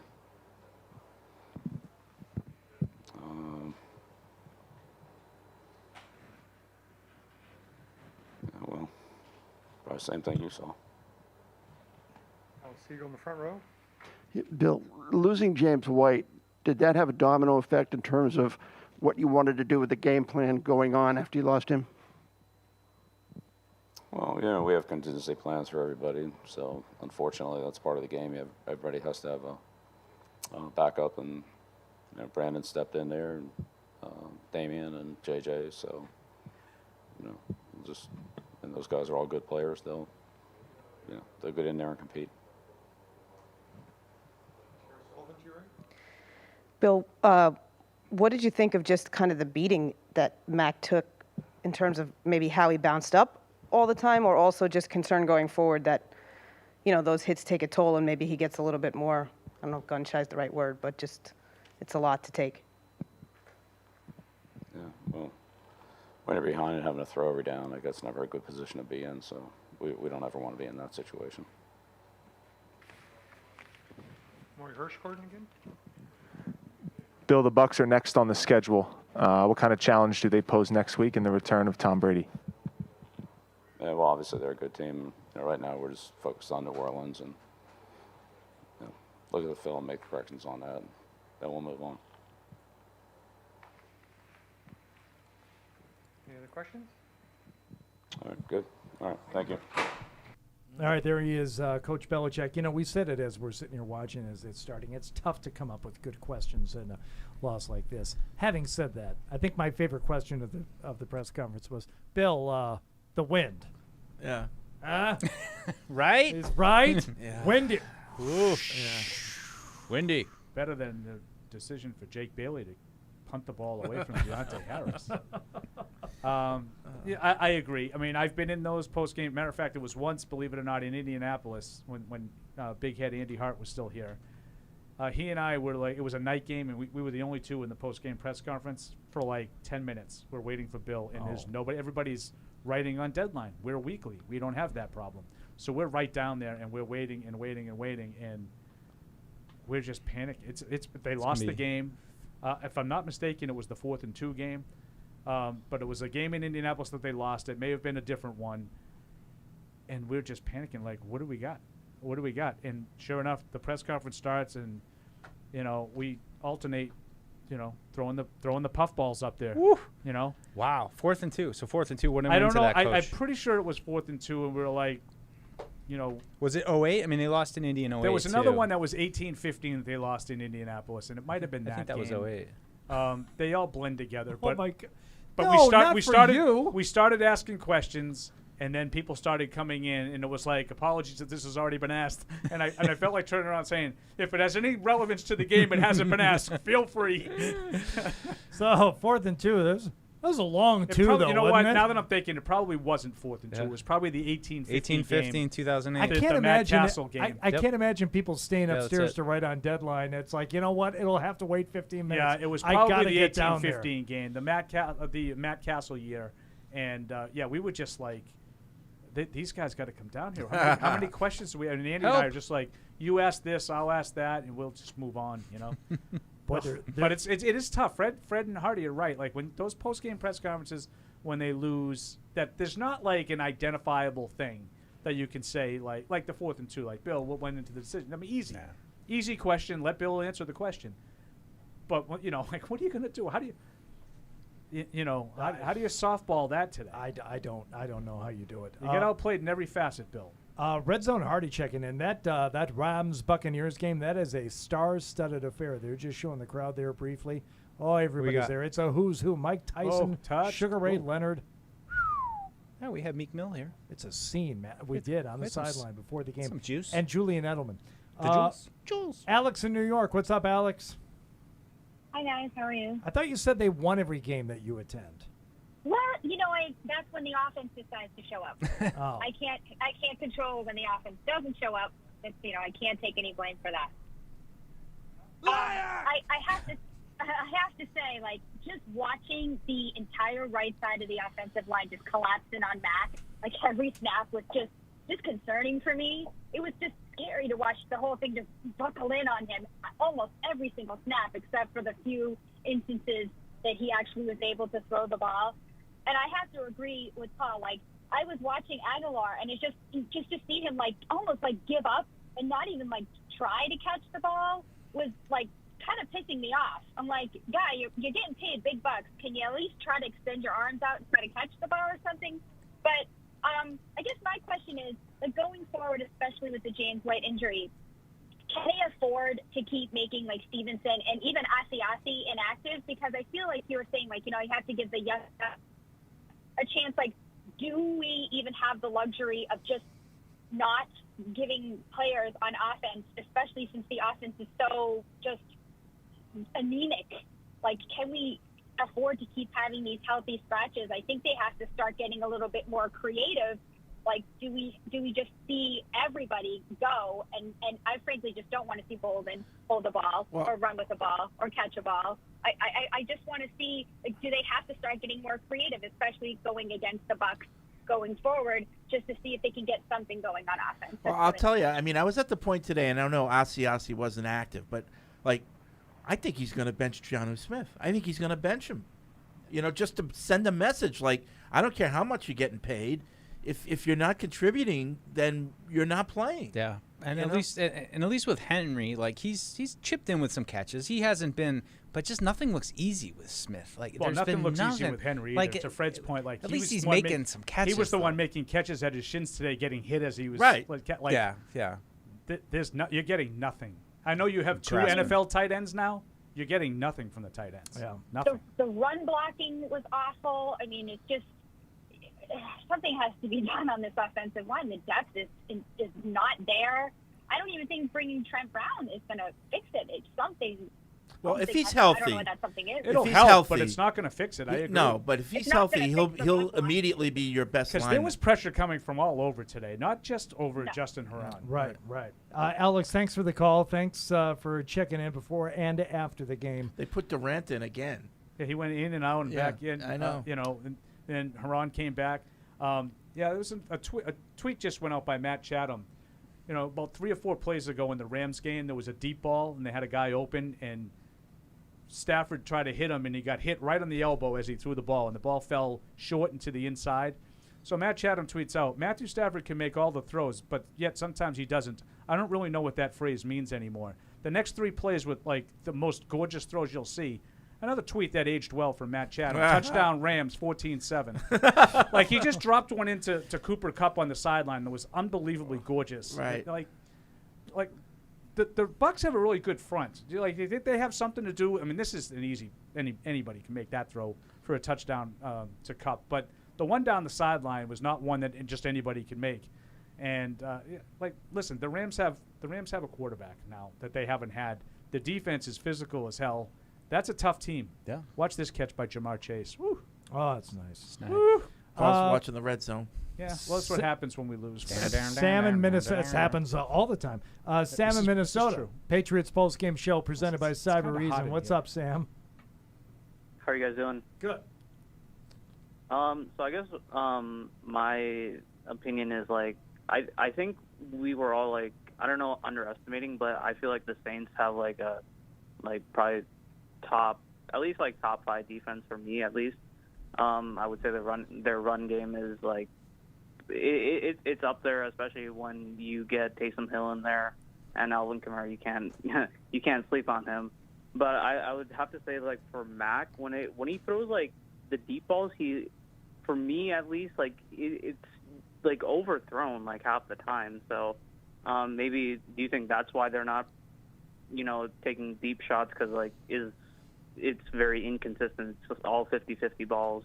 And since we don't have N'Keal Harry for that, it doesn't, based off of what we saw today, it doesn't seem very effective here. What do they say to the high school quarterbacks? Long isn't wrong.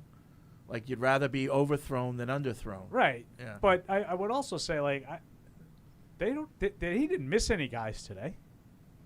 He didn't overthrow open guys. Do you guys think that he had? Well, the last pick, he was a terrible pass. Well, I didn't see that. Like the last, in fairness, Mike and I were walking in the elevator. He threw way behind Aguilar. I could have sworn they announced 4th and 1, and there was an incomplete pass. And Mike and I got up and walked downstairs. And the next thing I hear on the PA is that he got sacked for a loss of 5. I was like, why did they still have the ball? I don't know. Was there a penalty or something? I forget. I don't know. I appreciate the call, though. Let's go to Matt. I didn't see any deep balls that he overthrew open guys. I saw Aguilar, and to Alex's point, there was one in particular in front of the Saints bench. Oh, there's another Good job, Hardy. Yeah. There was one in front of the Saints bench that he was complaining as the ball was coming down that he was got. So I was like, oh, well, it looks like the Saints got away with one, And I'm watching the replay, and it's like nothing. Like, he's not fighting, to Alex's point. He's not fighting for the ball. He's not fighting through the coverage, trying to make a play. He's just looking for a penalty. And there was nothing there, nothing at all. I'm down on Aguilar. Let's go to Bill in San Diego. Hello, Bill. Hey, guys. How you doing today? Good.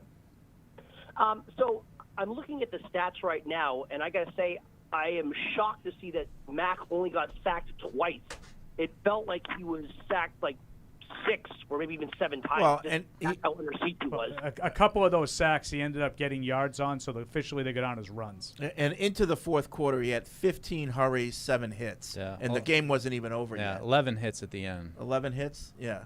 So, Yeah. It was pretty yeah. bad. Yeah. My question is,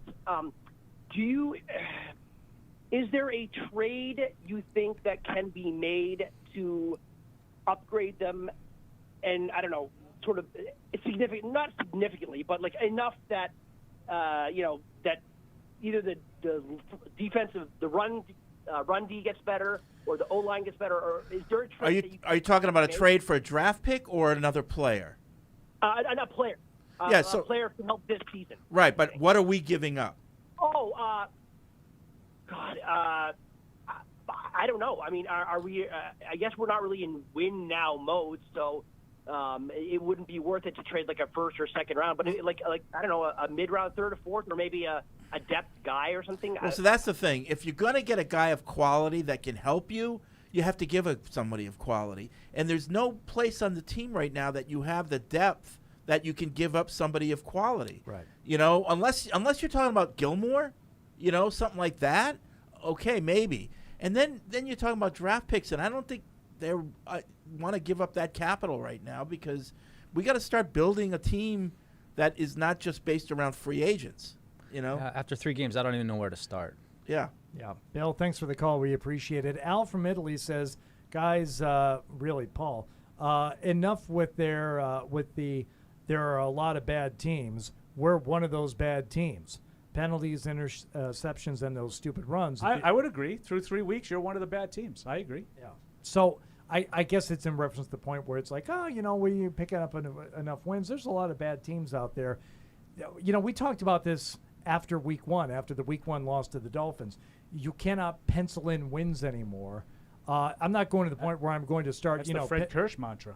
Penciling in, losses either. But there's nothing out there to say, okay, well, at the very least you can do this. I don't know that. At this point. There's a lot of work to do. No, can't do that Yeah, anymore. and when I say that there are a lot of bad teams, I mean it's not over when you're 1-3 because I think you play enough teams that are like you or worse that you can stack wins. Next week is not one of those. You have to pull off an upset next week. If you're going to win next week, you have to pull off an upset. The other team has better players than you do. But then you're going to get followed by Houston, right? Dallas, to me, is a like team as you the following week. So now all of a sudden you can start winning a couple of games, feeling a little bit better about yourself, and the season's not over. But it's not easy. You have to do it. You have to play. To Al's point, you got to stop committing penalties, which 3 weeks in a row have been an issue. You have to stop turning the ball over, which for the second time in 3 weeks was an issue. Your special teams, which is supposed to be a huge strength, are not. Your offensive line, which was supposed to be a huge strength, is not. There's a lot of problems, and they're not just going to magically go away. The false start when you're trying to punt. They got lucky on another one when the Saints were rushed up on a 4th and less than 1, and they had Taysom Hill run under center. Devon Godchaux jumped. I don't think he was in the neutral zone, but it was close. Yeah, and then the Saints reacted to it, and they called a false start on the Saints. Right. But they easily could have called that on the Patriots. Some people said he was lined up in the neutral zone. I'm glad you brought that one up. Yes. Godchaux definitely jumped before the snap. I didn't see the down line angle to see if he jumped into the neutral zone, but he moved. It was real close. And when's the last time Cardona had a false start? That was weird. They have 2 of those a year. That's a play. They try to simulate a snap, and sometimes they get caught. Sometimes it works. That one they got caught. We'll step aside here. When we come back, we'll hear from Mac Jones and his day after he was out there for, 30 of 51 for his day, 270 yards, 1 touchdown pass, 3 picks in the 28-13 loss to the Saints. It's the Patriots Postgame Show presented by Cyber Reason. Defending against cyber attacks requires seeing in the dark, understanding and ending every threat to your organization on computers, mobile, and the cloud. It takes Cyber Reason. End cyber attacks from endpoints to everywhere.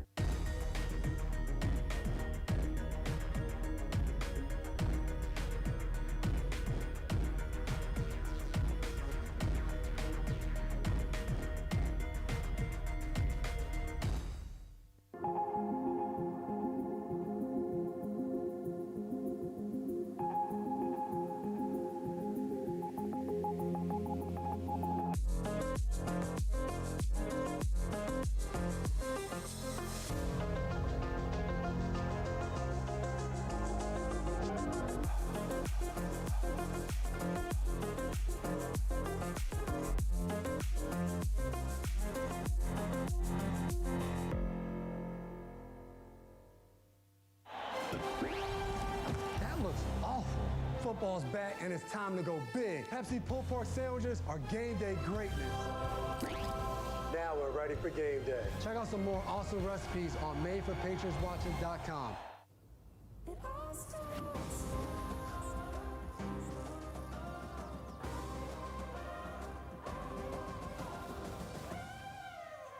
It all starts now. Join the conversation by calling the Ace Ticket hotline at 855-PATS-500 or email the show at webradio@patriots.com. I know what I called before. I take it back. Tom Brady. Tom Brady. Turn around. Live from our studios inside Gillette Stadium, here's Hardy. All right, speaking of quarterbacks, Mac Jones, your Patriots quarterback, in his post-game press conference. Here he is on the Patriots post-game show. Raise your hand. Chair Sullivan. Hey, Mac, I'm over to you, right. I just wanted to ask you how you felt. You obviously took a lot of hits today, how you're feeling. But I was just curious what prompted taking the knee brace off, if you could just share any of that or why you did that. Yeah, my body feels good. Obviously, we didn't play. It wasn't our day. We didn't play as well as we wanted to. On the knee brace, I just slid and it kind of came loose, and so I just took it off. Levin Reed on your left. I know you always want to score, but on these long drives that you have, how hard is it to just take 3 when 7 is right there? I think it just goes back to execution, and I can do a better job just sticking to my reads and being patient and letting things develop. And I didn't do a good job of that today, and we'll get better, and we've made it a point of emphasis. And today it didn't show, but we're going to just flip the page and continue to work and try and find ways to, whether it's creativity or whatever, it's really not my job to, call the plays, and Josh is going to do a great job coming up with ways to improve that, and I know he will because he's a competitor just like all of us, and we're all wanting to score points. It's not like we're all happy with just kicking. We want to score as much as we can. Mac, obviously it was a tough day, but to have comforting words from your teammates maybe coming up to you after interceptions, how much does that really maybe soothe out that you have their support even if it's a bad play? Yeah, I think interceptions are part of the game, and you obviously don't want to throw them, and sometimes they're bang-bang plays, and sometimes they're things you can control, and I just had to learn from those errors, and everyone did have my back. It seemed they were very supportive, and for me, I've worked a lot on just playing the next play, and I felt like I wasn't lingering or thinking about the last play at all, and neither was any of our team. But yeah, we can definitely get better there, and I appreciate everyone just supporting me, and I got to get better, so I will. Nick O'Malley in the middle. Hey, Mac. Can you speak to the role that James White has had in helping you get accustomed to this offense, and what impact did his departure from the game have on the game itself and as the team if you're going to be without him for any long period of time? Yeah, I think James obviously is a great player, but he's also a really good person, and he does everything right all the time. It seems like he just goes about his business, and he comes into work every day. It's not like he's cutting any corners short because he's an older player and knows it all. He continues to work, and that definitely sucked to see him go down, and we're all behind him 100%, and he's a team leader, and he's a great team leader, and he's a great Patriot, so we all want to be, if we can, like James. He's a big role model for me, and I hope he's okay, and thoughts and prayers to him and his family. Mac, on the 3rd and 1 handoff to Brandon before the half and a couple of the other red zone runs, I'm just curious, were those called runs in the huddle, or are those plays that you were kind of, get a little bit of an option there? Yeah, in the red zone, I think just improving, throwing the ball, I need to just improve that. When I have a chance to, I need to take what they give me, but also take some chances. And a lot of the plays, I could have stuck with them instead of changing them or whatever, and I'll get better at that. But yeah, we'll improve the red zone. We have to improve. We got to put points on the board. We can't just continue to not do that, but we just got to flip the page on today and learn from it, watch it, and just identify the problem, because you just have to fix the problem and try and find ways to make that better. A couple final questions. Mike Reese on the left. Mac, taking the cue on flipping the page, and this happens fast. You'll make the corrections and then turn the page. Yeah. Along those lines, have you ever had any contact with Tom Brady, and what are your thoughts on the Buccaneers coming to town as you flip that page? Yeah, I think we're just going to focus on learning from the tape. I think that's most important. It definitely stinks to lose, but you can learn from it, and it definitely eats away at you when you lose. But you got to learn and move on, and that's what a lot of the older guys were telling me, is just keep my head up. And obviously no one likes to lose here, and the Patriots have done nothing but win for a long time, and we got to get back to that. And it just happens through everyday grind, everyday work, and not focus on the results, and play each day, one day at a time. And if we can do that, then I think we'll see progress, and we'll just go from there. Mac, was there anything that the Saints did that forced you to hold on to the ball a little bit longer than you would have wanted? And was there anything you could have done differently on that first interception? No, I think, obviously they have a great defense. The Saints do, and they did what they did, but it's more about us and me just executing our plays. I can do a better job of that, and I don't like to assume anything. I just like to watch the tape and look at it from a bird's eye view, and don't be emotional about it. Just look at it and learn from it, and then flip the page. But I'm sure there's plays I left on the field. I know there are, and I'm sure that the offense as a whole, we can all play better together, and we will. Last question, Trey Deer. Hey, Mac, disappointing day today for Jonnu Smith. What maybe is missing with the connection of the timing there? No, I think Jonnu has done everything right. He's out there running, he's out there blocking, doing what he's supposed to do. And, me and him, we're not going to always have perfect days, and nobody is. So I think it's more about just getting that connection and practice and the timing, and that comes with reps. We've kind of been together for a few weeks now, and we just got to keep growing and turn the page on some of the bad things we did, but also learn from them. And there's always good conversations that come out of bad plays or bad days or bad games, and you just have to talk through it and look at it through a positive lens, and that applies with everybody on the team. So I think that's what we'll do. Awesome. Thanks. I tell you what, the guy can handle himself at the podium. There's no issue with that. Just like to see it manifest in a few more plays on the field. Mac Jones there in the 28-13 loss. You know what? After all this, he's probably the least thing I'm worried about right now. He's the one thing I feel good about right now. I'd agree with that. Just like he didn't have a great game. game. No, just generally. He didn't have a great, but I'm not worried about Mac Jones. No, he's going to be fine. I'm not worried about him, but I don't know if he's going to be fine. I haven't seen anything that tells me he's fine. Oh, he's going to be fine. Okay, see? I he think, is going to be fine. Fred just said I so. think he looks very limited to me. There's a couple of times I talked to Mike about when there are guys around him, the difference in the throws. And the first pick, there was a guy right in his face. The ball floated, went right to the wrong team. There was a pass out into the flat. I want to say Harris may have caught it. And by the time it got there, he got buried. Another one of those plays where the guy was tackling the ball, the receiver. I think he's a little limited. It has nothing to do with the downfield stuff and all the crap that you're hearing all week about he can't do this, he can't do that. I thought he fought hard today, and I thought he kept swinging. I said that in the very first segment, even before Freddie came down here. I thought, based on the way the game went, he had no shot today. But that said, just because I'm not worried necessarily about him being a disaster doesn't mean I'm convinced that he's the guy. Listen, I was thinking, what a stark difference this has been so far than his experience at Alabama. I mean, this is like the first time he's had to pass with guys all over him all game. It's not like he never got hit in college. To guys that aren't open. Yeah.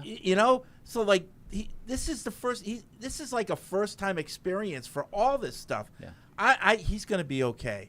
He's the least of my worries. You might be right. He's the least of my worries. But he hasn't been okay so far. Like, he's got some things to work on. He definitely does. And I'm not saying that I think that he's the quarterback here for the next 20 years, but I think given what is around him, how the team has played around him, what he's said, how he's been accountable, and how he's just stayed in there and kept fighting, I like him, and I will continue to feel positive about watching his progression. Yeah. It's just I like there's too much person too. I don't know if the quarterback is that good. That's what I don't know. I haven't seen it. I'm waiting. But he's one of the few that I feel like there's some potential there. Whereas I feel right now there's too much of this team that I feel like I'm hanging on to things of the past with them. And Mac is one of the few that I can look at and say, all right, I think that there might be a future there. I don't know. But otherwise, I know that there's probably not going to be a future in 5 years for a lot of these guys that are on the team. So it just makes you wonder, as an identity crisis, of Hightower, Gilmore, are any of these guys going to be around to be part of the team when Mac starts to get good? If that happens. And I'm not. I'm more with you guys than not. But I'll tell you what I'm worried is, and it's very early. It's 3 freaking games. But I'm a little concerned that maybe he needs the game to unfold in a way. Like he's a we need it to go the way we drew it up kind of guy. Yeah. You know, whether it be the play, the individual play itself, the game. When he's been behind, it hasn't looked as good as it. You know, and I think he'll get. I expect him to get better. Yeah. But I also think that he comes in based on what everybody tells me. He's come in at a mental level higher than most. Right, but I don't care how smart you are. He will require a good offensive line because he doesn't have the mobility to keep teams honest. That worries me. Yeah. So he's going to require a good offensive line. If I have all the pieces, I think he could be okay. Yeah. If I don't, what do we have? And that's what got me a little excited at the end when it looked like he might get a chance for a game-tying drive to say, let's put him in the position where he has the opportunity, where this game looked like it was out of hand. But I would and even he leads say something. the second He didn't get half, that opportunity. right? The second half. First drive, a throw a little bit offline, not his fault that it gets picked, touchdown. Second drive, it was either a 3-and-out or 1 first down and then a punt. Then they get the ball back. They go on the 9-minute drive, which wasn't overly impressive. It took them forever to get 4 yards at a time, and they go down and kick a field goal. Not his fault that they run Bolden twice when they got down there and throw a screen to Jonnu Smith. Not his fault. Totally not his fault that they don't get 7 there. Okay, so that's the way they have. Then they get the ball back on the Saints side of the field, and they go 44 yards for a touchdown. Good drive, good play, good throw to Bourne, great play by Bourne to get in. Then they get the ball back and do nothing with it. So, like, to me, even the good plays in the second half, like, they scored 10 points. They were down 18, really, the first time they got the ball in the second half. And they didn't even get any by-the-way points. They kind of put up some plastic yards on underneath stuff when the Saints just said, we're going to stop blitzing you because the only way we can lose this game is by giving you 60 yards in 1 pop. So we're going to make sure that doesn't happen. I just worry, like Fred's point, you need a good offense. Yeah, he needs a good offensive line. He's going to need better receivers, and he's probably going to need a running game to keep out of 3rd and long. Well, how many guys wouldn't be effective with all that? That's what I'm a little concerned about. But I do expect him to get better, and I'm not panicking. It's 3 games. I think the guy has some toughness to him. I think he has some both physical and mental toughness to him. And you guys are right about the podium. You know, like the Jonnu Smith thing would have been easy for him to say, yeah, wasn't Jonnu's best day. No, it was like, just kind of, I mean, I'm going to make a prediction right now. That quote will be overblown. Like, I thought he was being a good teammate with that quote. I think it was what a quarterback does. Right? But people will blow that up. People will say to something be more because than he it didn't was. say it just him. He said, Correct. we need, so. What a great job by, Right. like that's what a quarterback does. You be a good teammate. Let's do 2 calls in 2 minutes to finish off the show. Eldred in the Freightliner. What's going on, Eldred? Hey, fellas. Hey. How y'all doing? What's going on? Yeah, been in my day because I did sit back and watch the game a little bit, but I'm frustrated and pissed too. For 20 years, I called and ragged everybody. Now everybody ragging me. So they said turn around is fair play. That's right. But I'm just wondering about Aguilar. Is there other way we can cut him, get some money back, and up free agents out there go get him? Like Perriman and D. Williams. No givesy backsies. No way that's gonna happen. Well, I don't think like so. I said, my expectation is maybe a couple games better than last year, and take out draft for us. That's it. Cause like I said, everybody got a jail, and you got a rookie quarterback. And like I said in the beginning of the year, it takes a good team 3 to 5 years to 10 years to bounce back when the quarterback leaves, retire or trade or whatever, and that's NFL facts. All right, Eldred. Appreciate the call. Thanks, Eldred. Thanks, buddy. Mac in New York to finish us off here on the Patriots Postgame Show. What's up? Yes, how's it going, guys? Good.